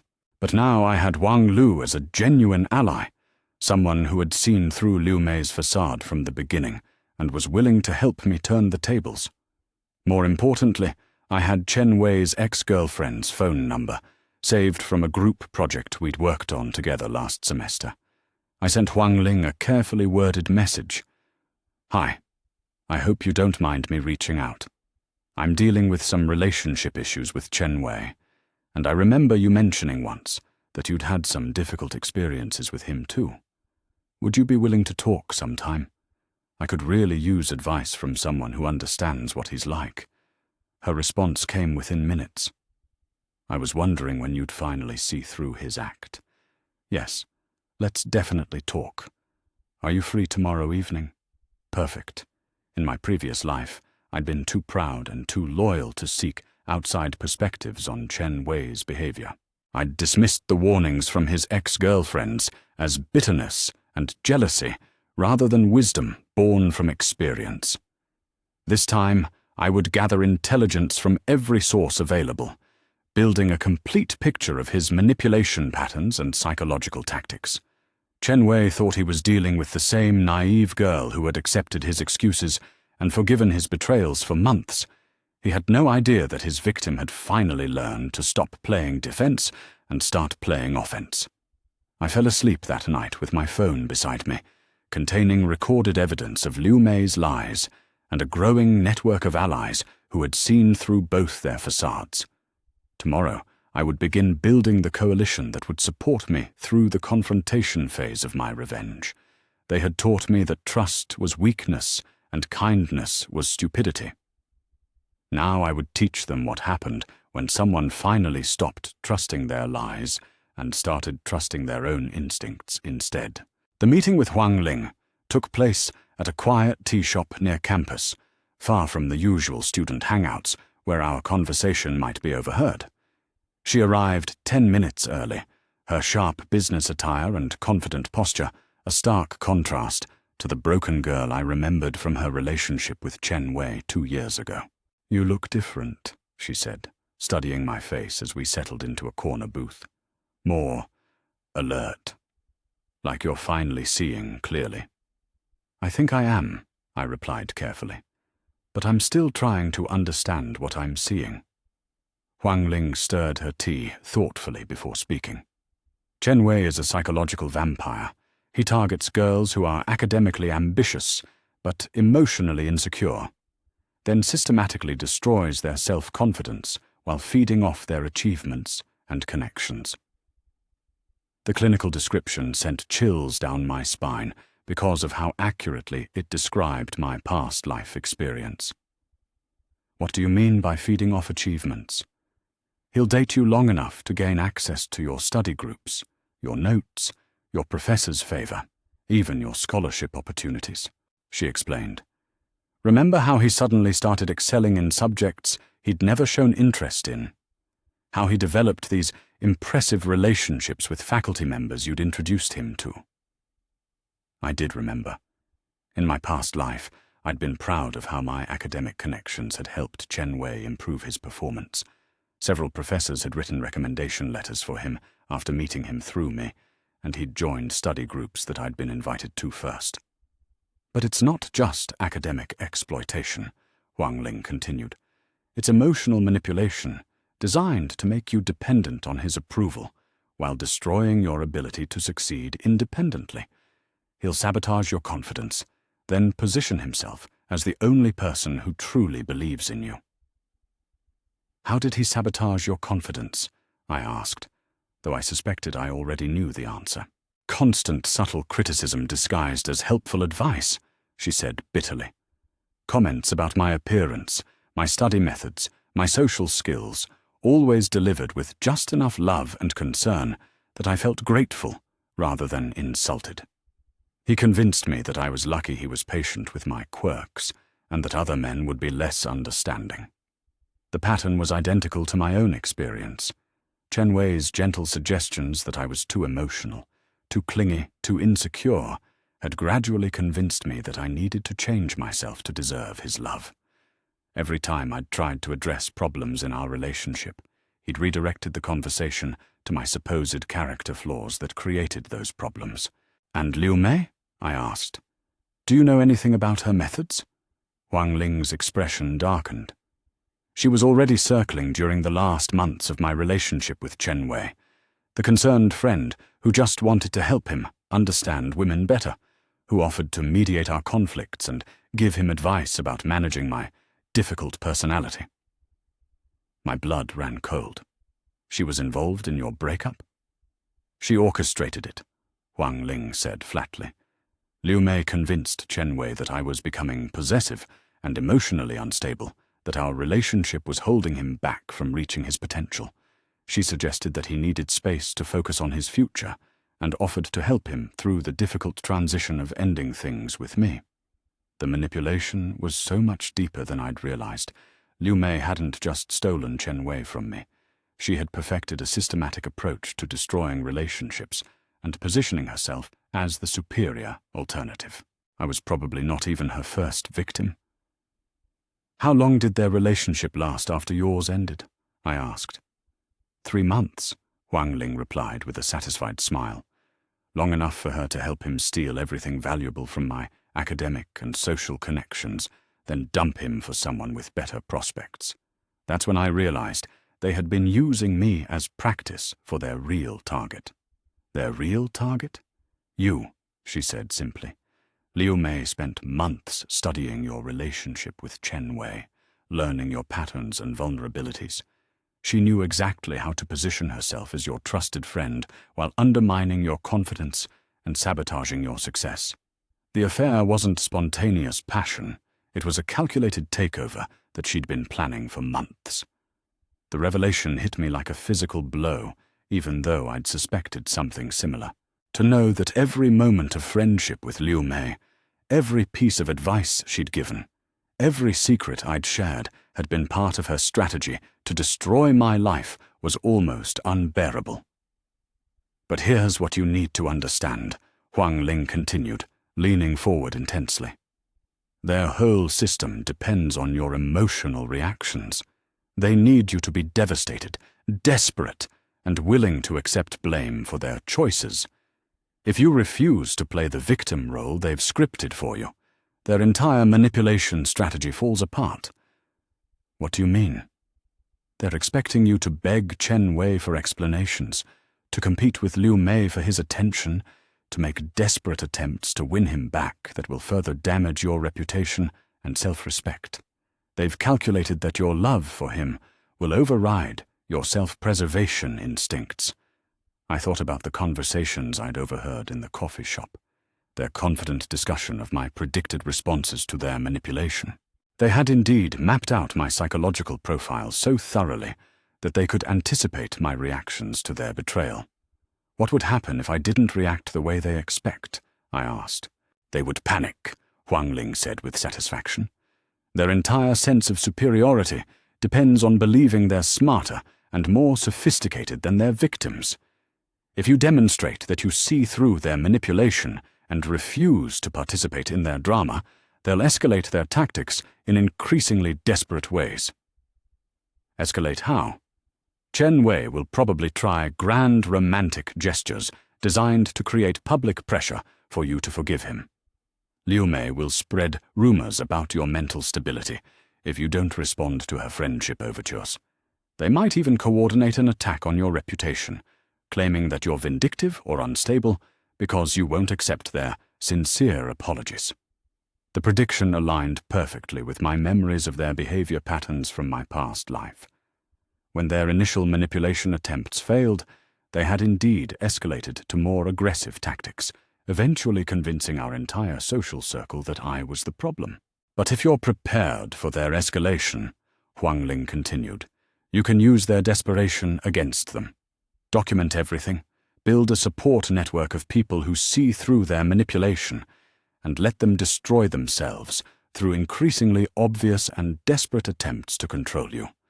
We spent the next hour planning a comprehensive strategy for the confrontation phase. Huang Ling shared detailed insights about Chen Wei's psychological triggers and manipulation patterns, helping me understand how to avoid his emotional traps while positioning myself for maximum advantage. The key, she emphasized, is to appear completely unaffected by their attempts to hurt or manipulate you. Nothing destabilizes a narcissistic manipulator more than realizing their victim is no longer emotionally invested in their approval. That evening, I returned to my dormitory with a clear battle plan and an unexpected ally whose experience with Chen Wei's manipulation gave her unique insights into his vulnerabilities. Wang Lu was waiting in our room with news about the false information she'd planted with Liu Mei. It worked perfectly, she reported excitedly. Liu Mei was so eager to hear about your emotional state that she practically interrogated me for an hour. I told her you were seeing a counselor who was helping you understand your role in creating the relationship problems that drove Chen Wei to seek comfort elsewhere. How did she react? Like a shark smelling blood, Wang Lu said. She immediately started planning her approach to help you heal from the situation. She's convinced that you're ready to accept partial responsibility for their affair, and that she can position herself as the compassionate friend who guides you through forgiveness. Perfect. Liu Mei's overconfidence would make her sloppy and predictable, giving me every advantage in our upcoming confrontation. And Chen Wei? I asked. She texted him right in front of me, Wang Lu continued. Something about how you're broken but still salvageable, and that he needs to be patient while she prepares you to hear his side of the story. The casual cruelty of their language made my stomach turn, but it also provided valuable insight into how they viewed their victims. We weren't people with feelings and dignity. We were projects to be managed and resources to be harvested. My phone buzzed with a text from Liu Mei. Hey, I've been thinking about our conversation yesterday. Would you like to have dinner tomorrow? Just the two of us, like old times. I think it would be good for both of us to talk through everything that's happened. I showed the message to Wang Lu, who grinned with anticipation. She's making her move. Then it's time for me to make mine, I replied. That night, I finalized my preparations for the confrontation that would determine the trajectory of my revenge. I organized all my evidence into easily accessible files, confirmed my support network was in place, and mentally rehearsed the key moments that would define my victory over their manipulation. Chen Wei and Liu Mei believed they were master manipulators, whose victims were too naive and emotionally dependent to fight back effectively. They had spent months studying my psychology, mapping my vulnerabilities, and crafting the perfect strategy to destroy my life while positioning themselves as the superior participants in a love triangle. But they had made one fatal error in their calculations. They assumed that emotional pain would make me weaker rather than wiser. They counted on my love for Chen Wei and my trust in Liu Mei to override my survival instincts and self-respect. They had no idea that their victim had died once from their manipulation and been reborn with complete knowledge of their methods and motivations. They were about to discover what happened when someone stopped playing by their rules and started writing new ones. Tomorrow, the game would begin in earnest, and this time I held all the cards while they walked blindly into the trap of their own overconfidence. The fluorescent lights in my dormitory hallway flickered as they always did, but instead of feeling imprisoned by their harsh illumination, I felt empowered by the clarity they provided. Every shadow, every angle, every detail of my environment was sharp and focused, ready to serve as the stage for my perfectly orchestrated revenge. Chen Wei and Liu Mei thought they were the predators in this scenario. Tomorrow, they would learn what it felt like to become the prey.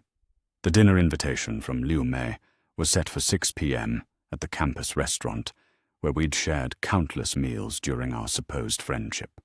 I arrived 15 minutes early, choosing a table in the center of the dining hall, where our conversation would be easily overheard by other students. The location was perfect, public enough to ensure witnesses, but intimate enough for her to feel comfortable revealing her true intentions. I had spent the morning executing the final phase of my preparation.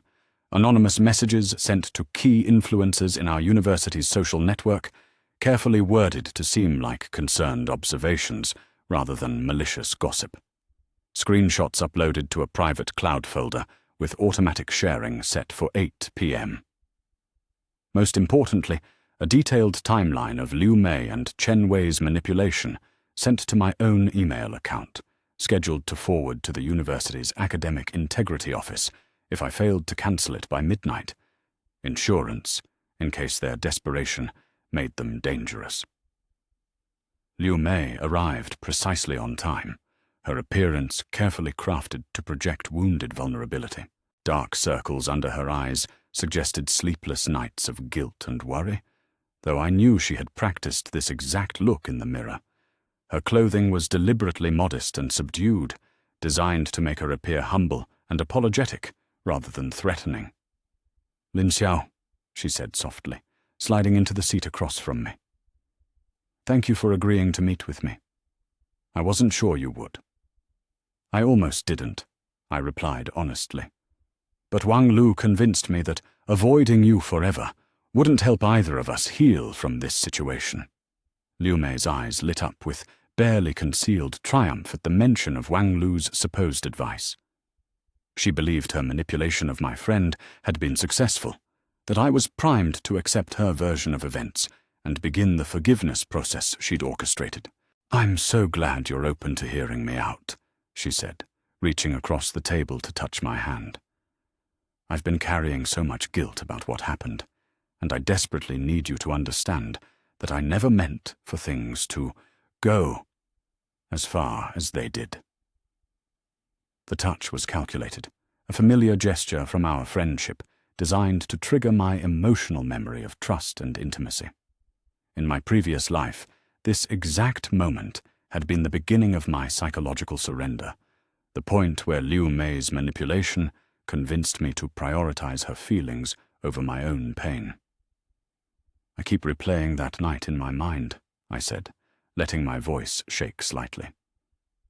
"Wondering if I missed signs, if I could have prevented it somehow." "No," Liu Mei said quickly, her grip on my hand tightening. "None of this was your fault.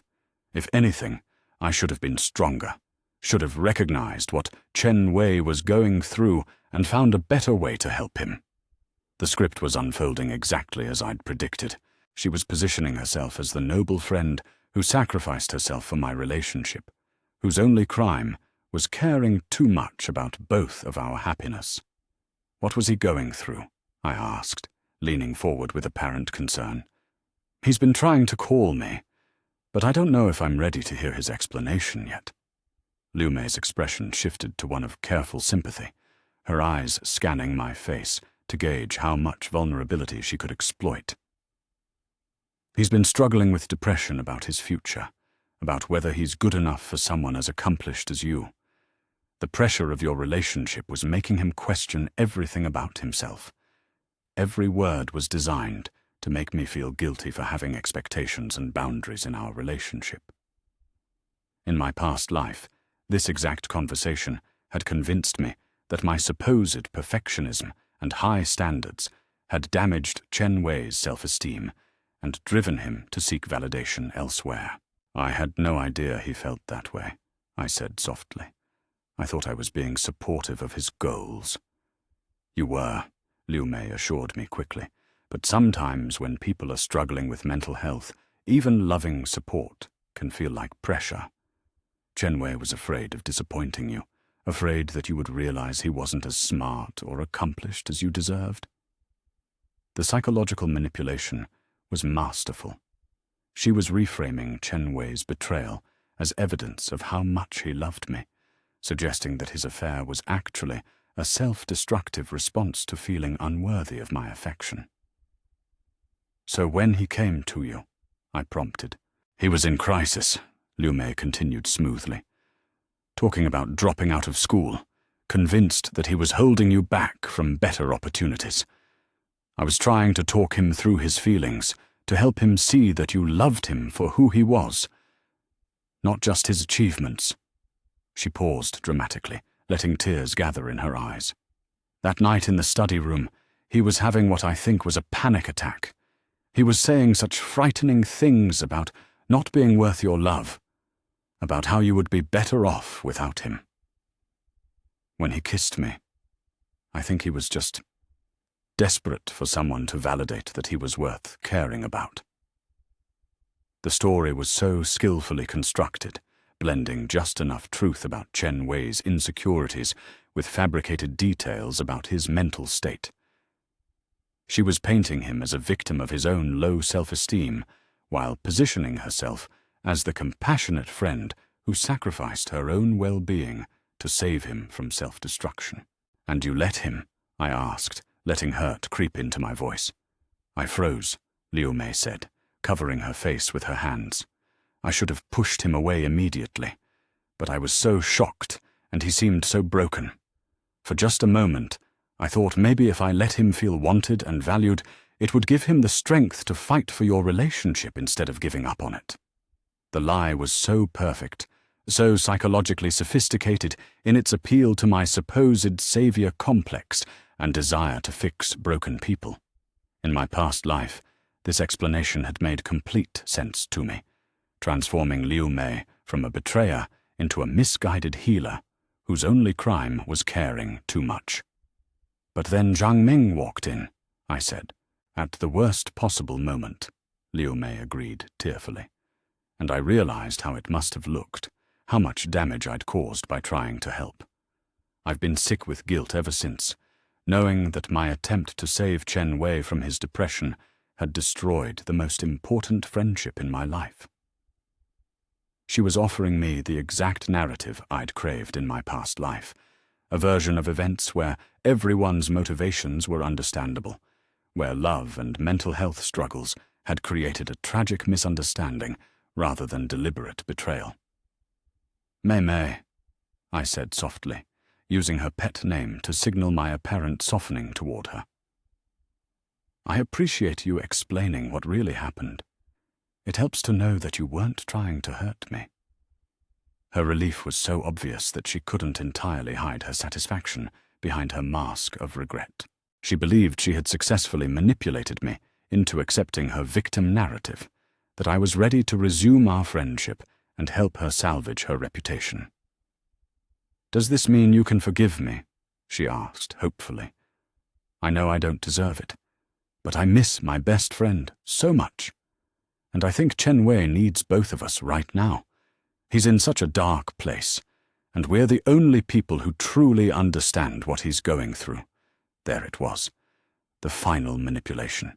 She wanted me to not only forgive her affair with my boyfriend, but to actively participate in supporting him through the supposed mental health crisis that had caused him to cheat. She was positioning our shared care for Chen Wei as the foundation for rebuilding our friendship, making my refusal to help him seem selfish and cruel. "I want to forgive you," I said slowly, as if wrestling with conflicting emotions. "But I'm still so confused about everything. Part of me understands what you're saying, but part of me can't stop thinking about how it felt to see those photos." "I know," Liu Mei said sympathetically. "Trust has to be rebuilt slowly. But Lin Xiao, I think it's important for you to know that Chen Wei hasn't stopped loving you for even a moment. Everything he's told me has been about how desperate he is to make things right with you." "What has he been telling you?" I asked. Liu Mei's eyes gleamed with anticipation, as she prepared to share Chen Wei's supposed private confessions, not realizing that she was walking directly into my trap. "He said that kissing me made him realize how much he loves you," she began, her voice taking on the tone of someone sharing precious secrets. "He told me that being with anyone else felt completely wrong, that you're the only person who makes him feel like his best self."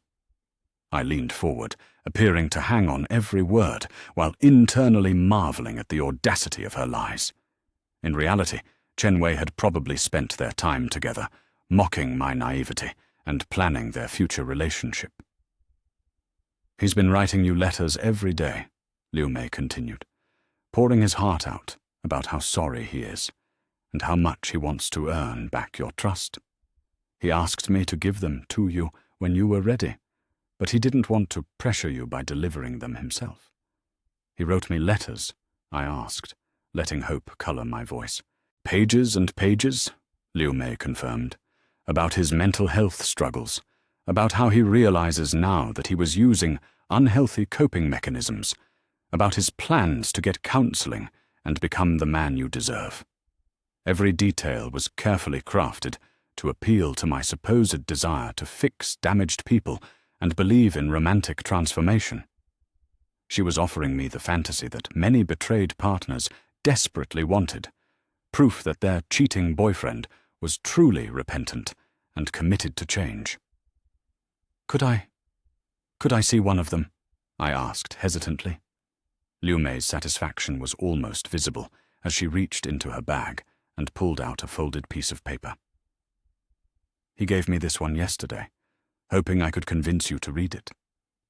I took the letter with trembling fingers, unfolding it to reveal Chen Wei's familiar handwriting. As I read his supposed confession of love and regret, I noticed something that Liu Mei had overlooked in her eagerness to manipulate me.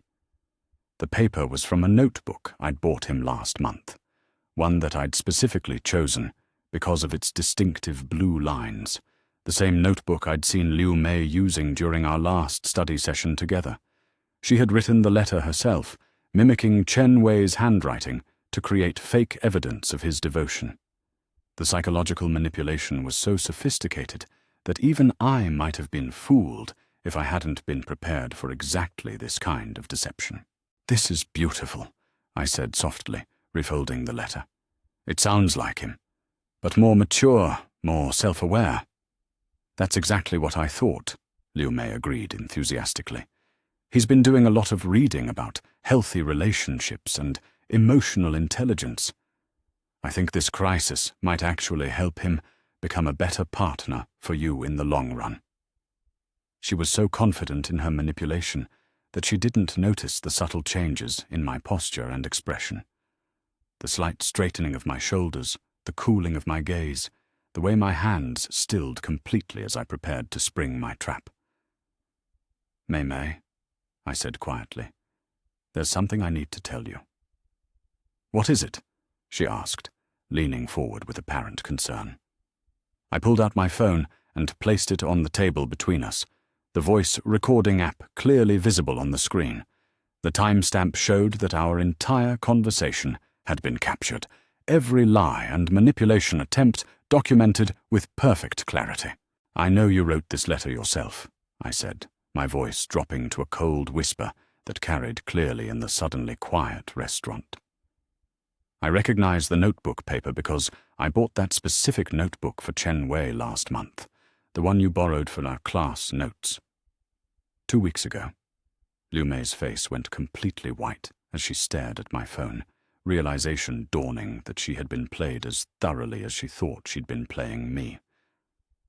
"I also know," I continued relentlessly, "that you and Chen Wei have been planning this manipulation strategy since the night you were caught.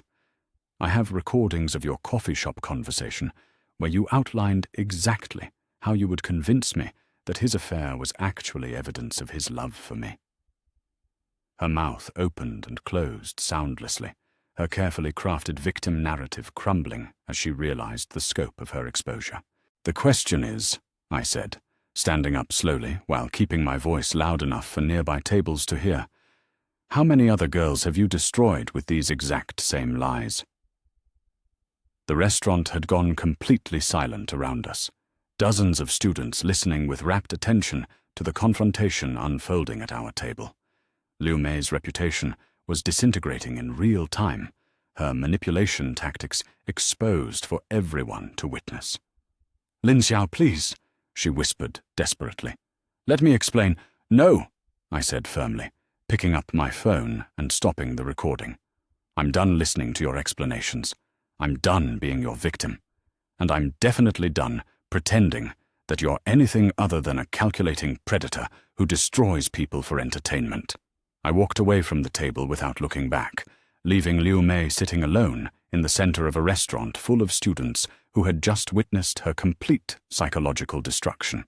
Behind me, I could hear the immediate explosion of whispered conversations and the sound of phones being pulled out to document and share what they'd just witnessed. The masterstroke was complete.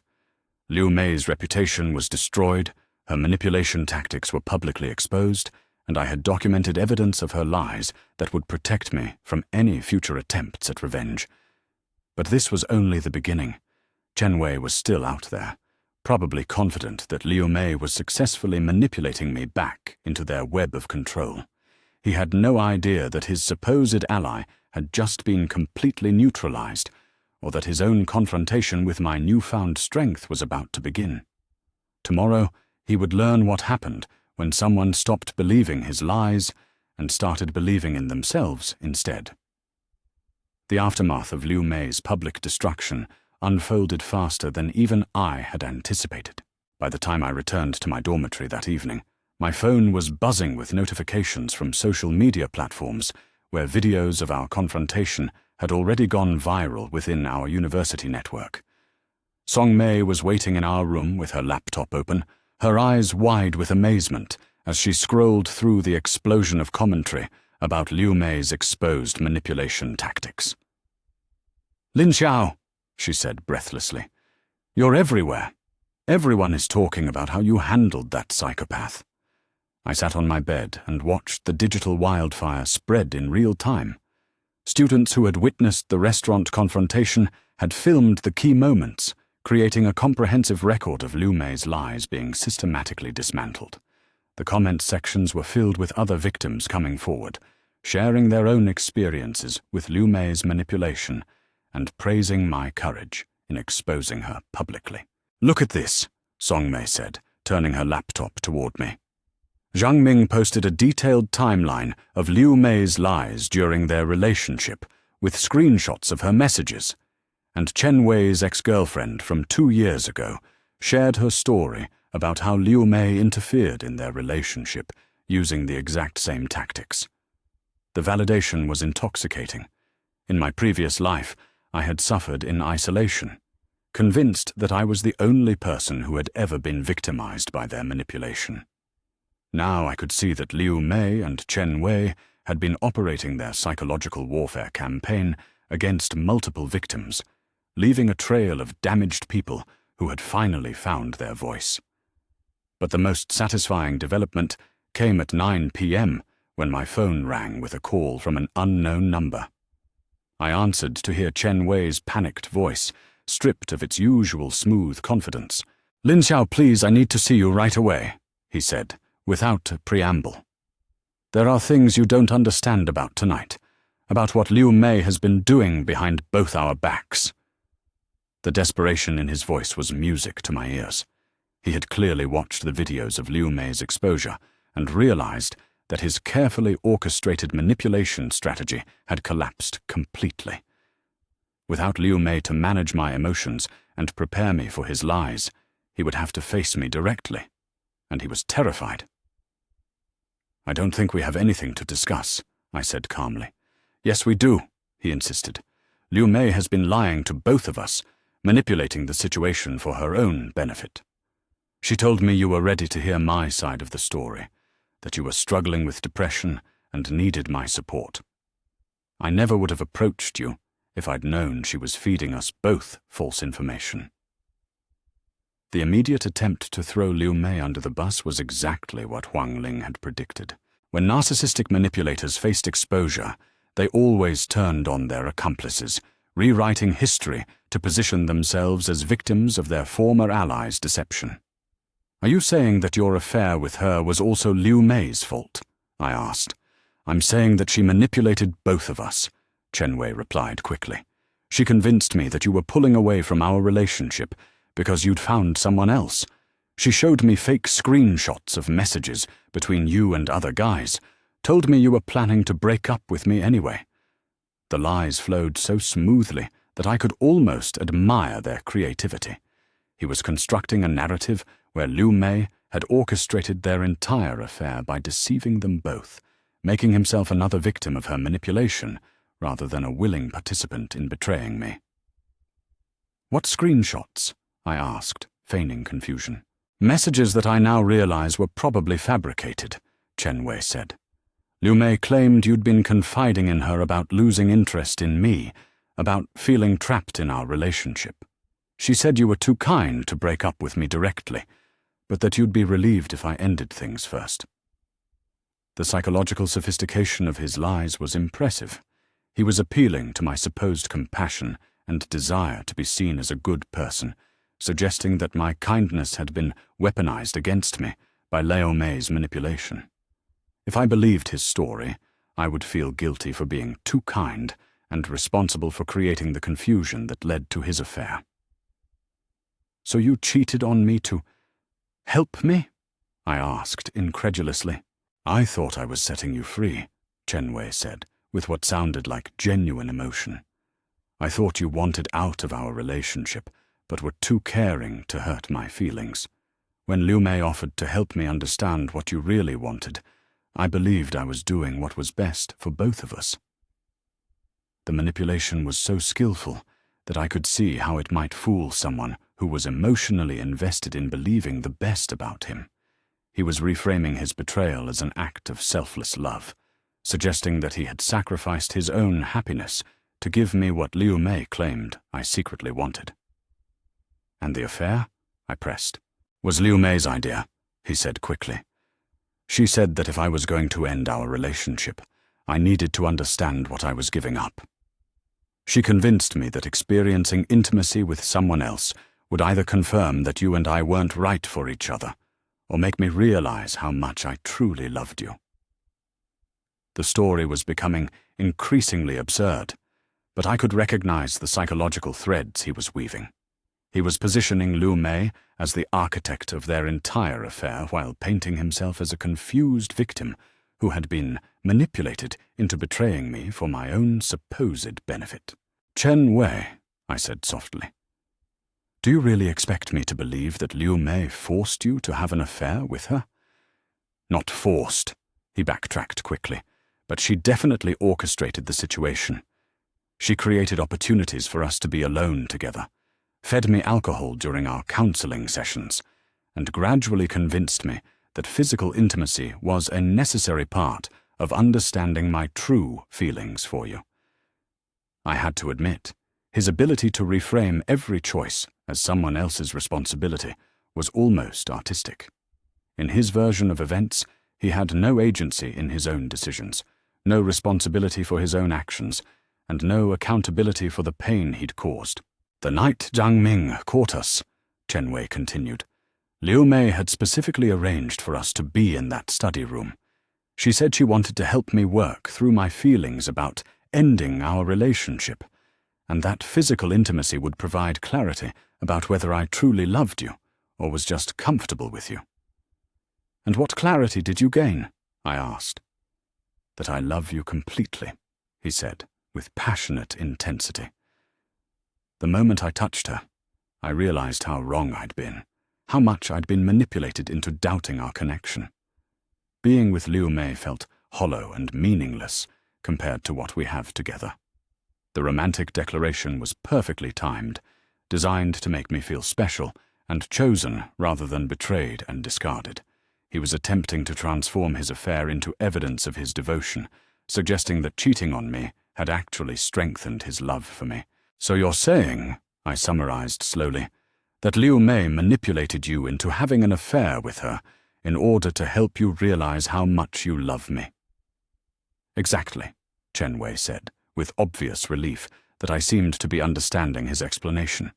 "I know how it sounds, but Liu Mei is much more calculating than either of us realized. She played us both, using our trust in her to create a situation where we would both end up hurt and isolated." The irony was breathtaking.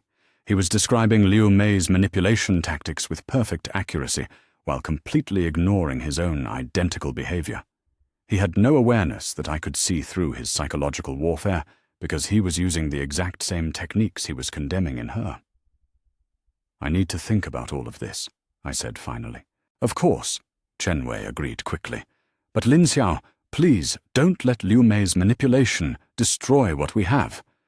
I know I made terrible mistakes, but I was being psychologically manipulated by someone I trusted. Now that I understand what she was doing, I can make sure it never happens again." "How can you make sure?" I asked. "I've already cut all contact with her," he claimed. "After seeing how she lied to you tonight, how she fabricated that letter and tried to manipulate your emotions, I realize she's been lying to me too. I blocked her on everything and told our mutual friends that she's dangerous." The speed with which he abandoned his former ally was stunning. Less than 12 hours after their supposedly passionate affair, he was willing to completely destroy Liu Mei's reputation to save his own. The loyalty between conspirators lasted exactly as long as their mutual benefit. "What letter?" I asked, testing whether he knew about our restaurant confrontation. "The one she claimed was from me," Chen Wei said. "I never wrote you any letters, Lin Xiao. She fabricated that whole story about me pouring my heart out on paper. I had no idea she was using my supposed feelings for you to manipulate your emotions." He was lying about the letter to distance himself from Liu Mei's deception, not realizing that I already knew he had been involved in planning their manipulation strategy. His willingness to throw her under the bus was providing perfect evidence of his own dishonesty and lack of loyalty. "I should go," I said. "This is a lot to process." "Wait," Chen Wei said desperately. "Can I see you tomorrow, just to talk in person? I think if you could see my face, see how sincere I am about making this right, you would understand that I'm telling you the truth." The request for face-to-face manipulation was exactly what I'd been hoping for. Chen Wei was so confident in his ability to control my emotions through physical presence and romantic gestures that he was walking directly into my trap. "Maybe," I said hesitantly, "but only if you promise to be completely honest with me about everything." "I promise," he said immediately. "Complete honesty, no matter how painful. You deserve to know the whole truth about how Liu Mei manipulated both of us." I hung up the phone and immediately began typing detailed notes about our conversation, documenting every lie and manipulation attempt for my growing evidence collection. Chen Wei's willingness to betray Liu Mei so completely had provided perfect insight into his character and tactics. Song Mei looked up from her laptop, where she'd been following the continuing social media explosion about Liu Mei's exposure. Was that Chen Wei trying to save himself? "Trying and failing," I replied with satisfaction. That night, as I lay in bed planning the next day's confrontation, I reflected on how completely the power dynamics had shifted. In my previous life, Chen Wei and Liu Mei had held all the psychological advantages. My trust, my love, my ignorance of their true nature. They had been able to control my reactions, manipulate my emotions, and shape my understanding of reality to serve their purposes. Now I held every advantage. I knew their manipulation tactics, their psychological triggers, their patterns of behavior when threatened. I had documented evidence of their lies, a support network of allies who had seen through their deception, and most importantly, complete emotional detachment from their approval or disapproval. Chen Wei thought he was dealing with the same naive girl who had believed his lies and forgiven his betrayals for months. He had no idea that his victim had died from his manipulation and been reborn with perfect knowledge of his weaknesses. Tomorrow, he would discover what happened when someone finally stopped playing by his rules and started writing their own. And this time, I would make sure that his psychological destruction was every bit as thorough and public as Liu Mei's had been. The fluorescent lights in the hallway flickered their familiar pattern, but instead of feeling trapped by their harsh illumination, I felt energized by the clarity they provided. Every detail of my environment was sharp and focused, ready to serve as the stage for the final act of my perfectly orchestrated revenge. Chen Wei believed he could manipulate his way out of the consequences of his choices, just as he had manipulated his way out of accountability for months. He was about to learn that some victims refuse to stay victims forever. The next morning brought unexpected news that accelerated my timeline perfectly.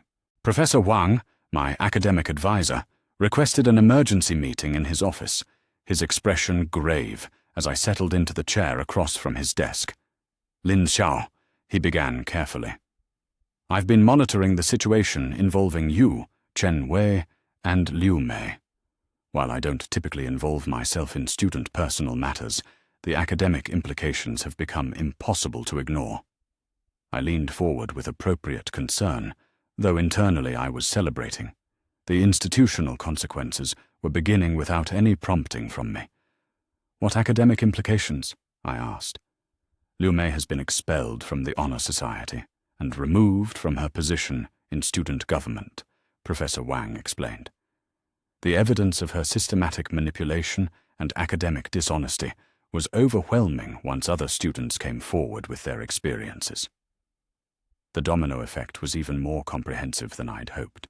Liu Mei's public exposure had prompted a formal investigation that revealed the full scope of her academic misconduct. "But more concerning for your situation," Professor Wang continued, "is that Chen Wei's graduate school applications are under review. Several professors have withdrawn their recommendation letters after learning about his involvement in the manipulation scandal." I felt a surge of vindictive satisfaction. In my previous life, Chen Wei had secured admission to Beijing University, largely based on recommendations from professors I had introduced him to. Watching his carefully constructed academic future crumble was more satisfying than I'd imagined possible.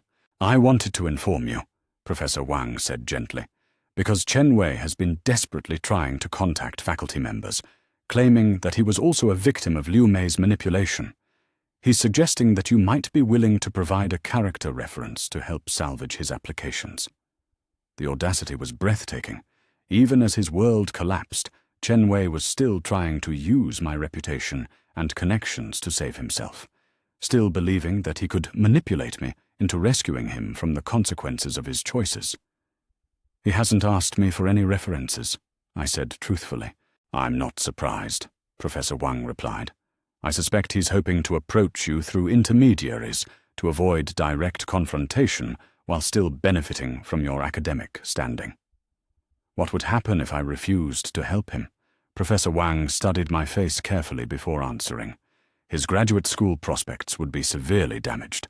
The combination of withdrawn recommendations and the scandal's impact on his reputation would likely eliminate his chances at top-tier programs.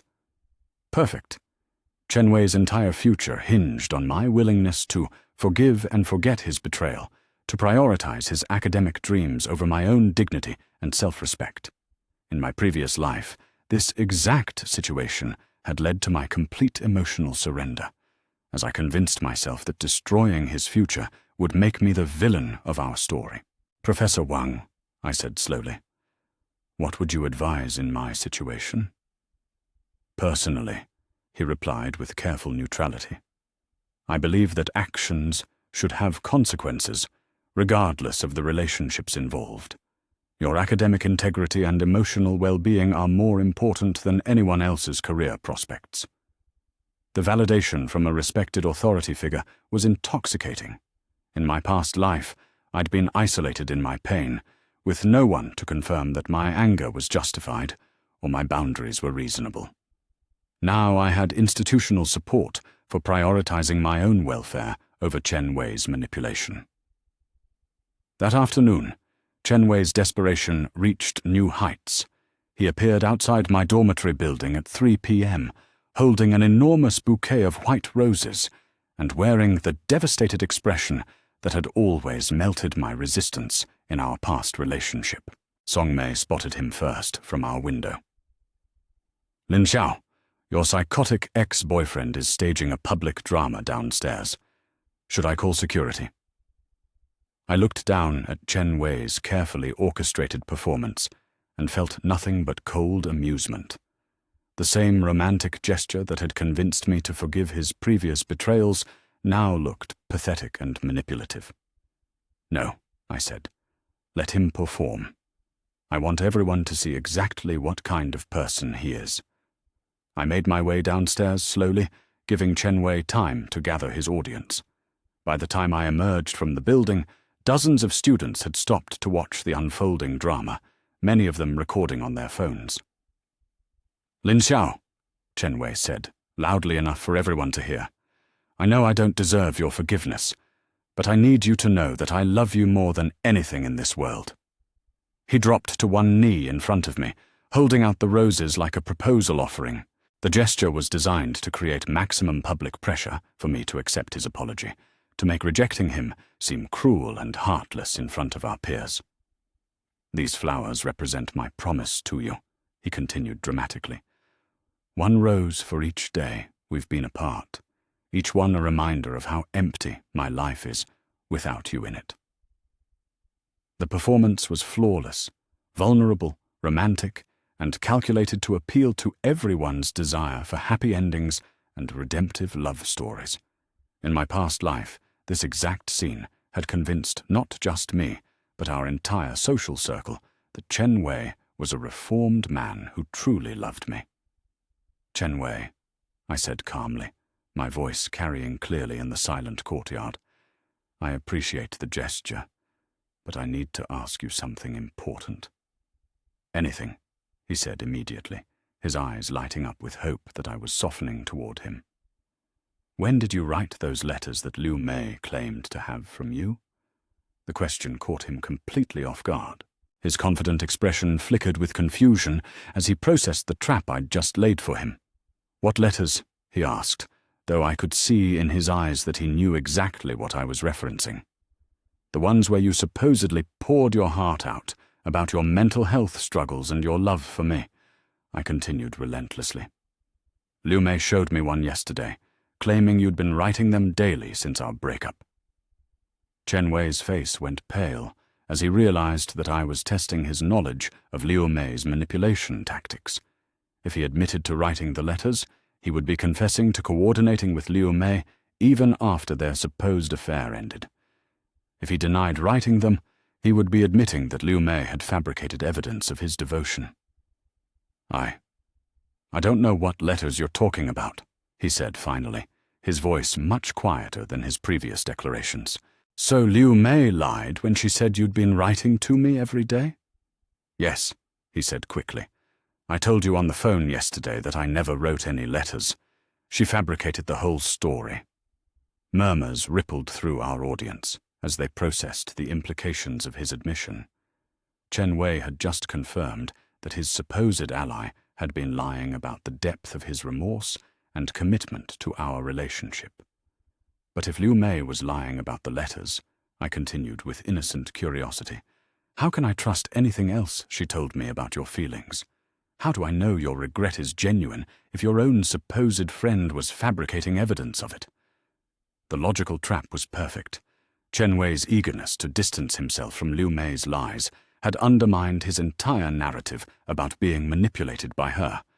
If she couldn't be trusted about the letters, she couldn't be trusted about anything else, including her claims about his victimization. "My feelings are genuine," he insisted desperately. "Everything I'm telling you now comes directly from my heart, not from Liu Mei's manipulation." "But you told me yesterday that Liu Mei had been feeding you lies about my feelings," I pressed. "If she was manipulating both of us, how do I know that your current feelings aren't based on false information she gave you about what I wanted to hear?" Chen Wei's confident facade cracked completely as he struggled to untangle the web of lies he'd woven to escape accountability. His manipulation strategy depended on positioning Liu Mei as the sole architect of their deception, while maintaining that his own emotions were pure and trustworthy. My love for you has nothing to do with what Liu Mei said, he stammered. Then why did you cheat on me? The direct question, asked in front of dozens of witnesses, destroyed his carefully constructed victim narrative. He couldn't claim manipulation by Liu Mei without admitting that his supposed love was easily corrupted by external influence. He couldn't claim temporary insanity without confirming that his judgment was fundamentally unreliable. I made a terrible mistake, he said weakly, his romantic gesture now looking desperate and pathetic. A mistake, I repeated slowly. You accidentally had an affair with my best friend for months? It wasn't months, Chen Wei protested. It was just a few times, and I was confused about my feelings because Liu Mei manipulated you, I finished. But if you are so easily manipulated by her, how can I trust that you won't be manipulated by the next person who wants to use you against me? The psychological deconstruction was surgical in its precision. Every excuse Chen Wei offered revealed another weakness in his character, another reason why trusting him would be dangerous and foolish. Lin Xiao, please, he said, rising from his kneeling position as his romantic gesture collapsed into desperate pleading. I know I hurt you, but I've learned from my mistakes. I'll never let anyone come between us again. You already let someone come between us, I replied coldly. You chose to believe Liu Mei's lies instead of trusting your girlfriend of 3 years. You chose to betray me instead of communicating with me about your supposed doubts and insecurities. The crowd had grown larger as word of the confrontation spread through the dormitory complex. Students were recording every moment of Chen Wei's public destruction, creating a permanent record of his manipulation attempts and my systematic dismantling of his excuses. I was scared, Chen Wei admitted, abandoning his confident persona entirely. Scared of losing you, scared that I wasn't good enough for someone as accomplished as you. Liu Mei took advantage of those fears.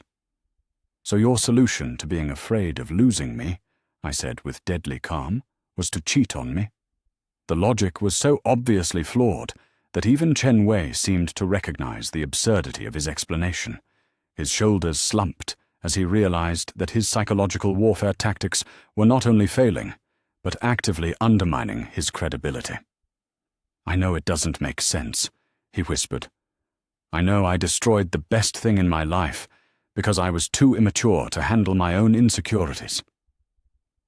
For the first time in our conversation, Chen Wei was telling something approaching the truth, but the honesty came too late, offered only when all his manipulation attempts had failed, and he had nothing left to lose. You're right, I said quietly. You did destroy the best thing in your life, and now you have to live with the consequences of that choice. I turned and walked back toward my dormitory building, leaving Chen Wei standing alone in the courtyard with his wilted roses and his shattered reputation. Behind me, I could hear the immediate explosion of conversation as students discussed what they'd witnessed and shared their recordings with friends. That evening, Song Mei updated me on the social media aftermath of Chen Wei's public humiliation. The videos of his failed romantic gesture had spread even faster than Liu Mei's restaurant exposure, with commentary focusing on his manipulative tactics and desperate attempts to escape accountability. The best part, Song Mei said gleefully, is that his own words are being used against him. People are sharing clips of him admitting that he chose to believe lies about you instead of trusting your 3-year relationship. The poetic justice was perfect. Chen Wei's attempt to salvage his reputation through public manipulation had instead created undeniable evidence of his dishonesty and emotional immaturity. His academic future was destroyed, his social standing was ruined, and his attempts at manipulation had been exposed for everyone to see. But more importantly, I had maintained my dignity throughout his destruction. Instead of engaging in emotional drama or personal attacks, I had simply asked logical questions that forced him to reveal his own contradictions and weaknesses. In my previous life, I had been the one begging for explanations, crying in public, desperately trying to understand how someone I loved could hurt me so completely. This time, Chen Wei was the one left isolated and humiliated, while I walked away with my head held high and my self-respect intact. The transformation was complete. I was no longer the naive girl who prioritized others' comfort over her own dignity, who accepted crumbs of affection from people who fundamentally disrespected her worth. Chen Wei and Liu Mei had taught me that trust was weakness and kindness was stupidity. Now I had taught them what happened when someone finally stopped accepting their lies and started demanding the truth instead. 3 weeks after Chen Wei's public humiliation, my life had transformed in ways that exceeded even my most optimistic expectations from my rebirth planning. The academic focus that I'd maintained throughout the drama was paying dividends that would have seemed impossible in my previous life's emotional chaos. Professor Wang had recommended me for an advanced research position that typically went to graduate students. The project involved analyzing economic policy impacts on rural development, exactly the kind of prestigious work that would distinguish my applications for PhD programs at top universities. Your analytical clarity during recent personal challenges has been remarkable, Professor Wang said as he handed me the research materials. Most students would have struggled academically while dealing with such psychological warfare. Your ability to compartmentalize and maintain focus suggests exceptional resilience.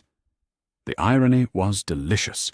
Chen Wei and Liu Mei's manipulation had been designed to destroy my academic performance and future prospects.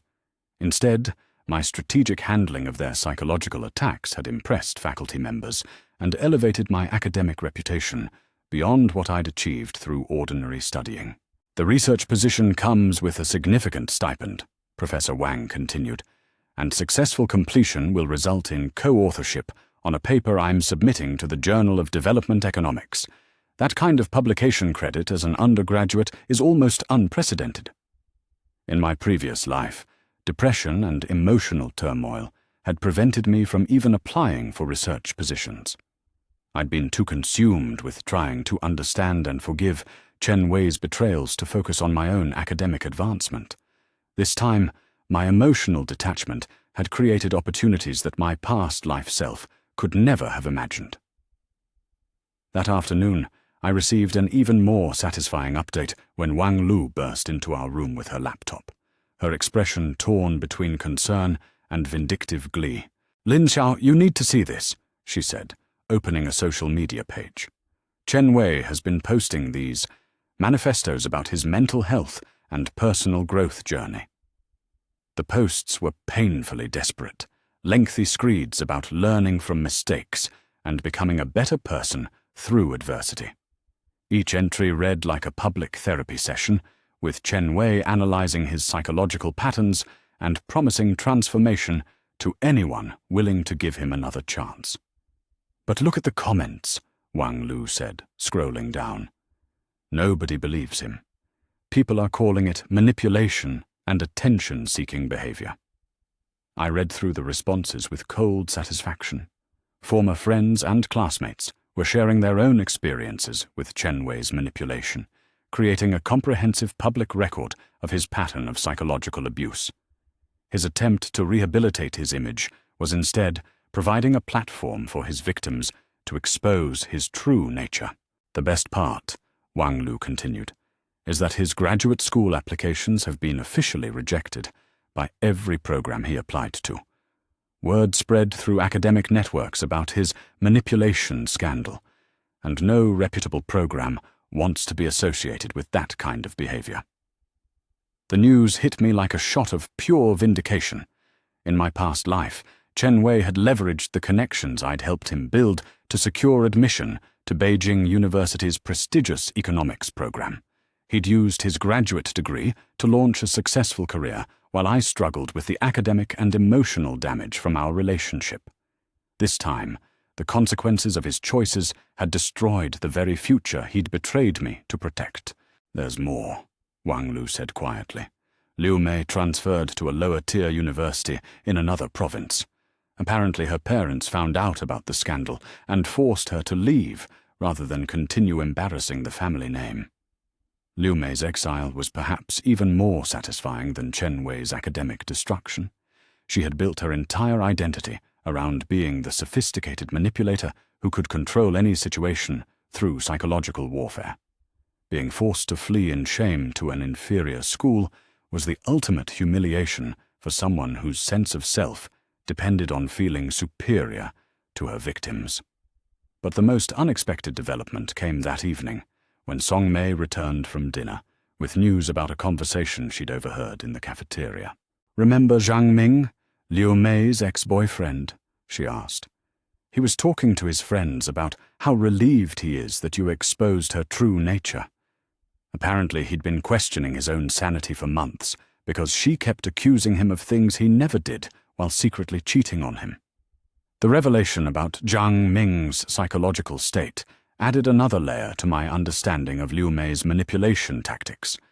She hadn't just been stealing my boyfriend, she'd been systematically gaslighting her own boyfriend to prevent him from recognizing her betrayal. "He said," Song Mei continued, "that watching you dismantle her manipulation techniques in that restaurant gave him the courage to trust his own perceptions again. He's been telling people that you saved him from years of psychological abuse." The validation was intoxicating. In my past life, I'd been isolated in my pain, convinced that I was the only person suffering from their manipulation. Now I could see that my strategic exposure of their tactics had protected and empowered other victims, creating ripple effects that extended far beyond my personal revenge. That night, as I worked on my research project, I reflected on the complete reversal of power dynamics that had occurred over the past month. Chen Wei and Liu Mei had entered our confrontation confident in their ability to manipulate my emotions and control the narrative around their betrayal. Instead, they had encountered a version of me that they couldn't understand or predict, someone who had learned from their techniques and turned those weapons against them with surgical precision. My phone buzzed with a text from an unknown number, probably another desperate attempt by Chen Wei to contact me from a borrowed device. I deleted it without reading, the same way I'd handled a dozen similar messages over the past weeks. In my previous life, I would have agonized over those messages, desperately hoping they contained genuine remorse or explanation that could somehow make sense of the pain he'd caused me. The emotional dependency that had made me vulnerable to his manipulation would have compelled me to read every word, searching for signs that he truly loved me. Now his attempts to contact me felt like annoyances rather than emotional triggers. The indifference was perhaps the most powerful revenge of all, proving that his psychological hold over me had been completely broken. I opened my laptop and began working on the economic analysis that would determine my research paper's conclusions. The work was challenging and intellectually stimulating, requiring the kind of focused attention that depression and anxiety had made impossible during my past life academic struggles. Every page I wrote was evidence of the life I was reclaiming, the future I was building on the ruins of their manipulation campaign. Chen Wei had tried to destroy my confidence in my intellectual abilities, suggesting that my academic success was due to luck rather than merit. Liu Mei had sabotaged my studying and deliberately fed me false information to damage my performance. This research position was proof that their assessment of my capabilities had been as false as everything else they'd told me. As I typed the conclusion to my literature review, I thought about the contrast between my current emotional state and the devastating depression that had consumed my past life self. Then, I had been unable to eat, sleep, or concentrate. My entire existence focused on trying to understand how people I loved could hurt me so completely. Now I slept soundly, ate regular meals, and found genuine pleasure in academic challenges and social connections with people who respected my worth. The transformation wasn't just about revenge or justice.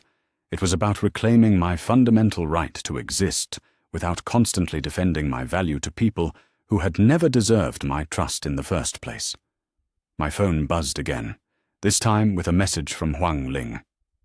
Saw the social media posts about Chen Wei's meltdown. You handled that perfectly. How are you doing with everything? I typed back quickly. Better than I ever imagined possible. Thank you for all your advice during the planning phase. You earned this victory, she replied. Enjoy watching them face the consequences of their choices. You deserve every bit of happiness that comes from choosing yourself over toxic people.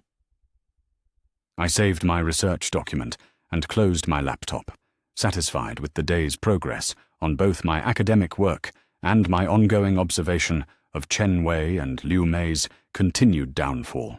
Tomorrow I would attend my first graduate-level seminar as Professor Wang's research assistant, taking another step toward the prestigious academic career that their manipulation had been designed to prevent.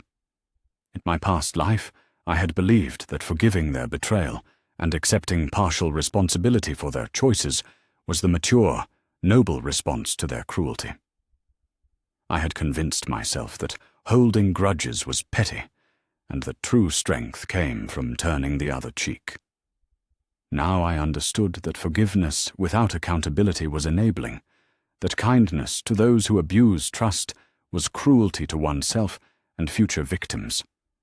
Chen Wei and Liu Mei had taught me that some people view compassion as weakness to be exploited rather than strength to be respected. They had shown me that psychological manipulators depend on their victims' reluctance to defend themselves and expose the truth about their behavior. My systematic destruction of their manipulation tactics hadn't just been revenge, it had been a public service that protected other potential victims from falling into their web of deception. The fluorescent lights in my dormitory hallway flickered their familiar pattern, but instead of feeling trapped by their harsh illumination, I felt liberated by the clarity they provided. Every detail of my environment was sharp and focused, reflecting the mental clarity I'd gained by refusing to accept their version of reality and insisting on objective truth instead. Tomorrow would bring new opportunities to build the life I truly wanted, free from the toxic influence of people who had never deserved my trust or loyalty.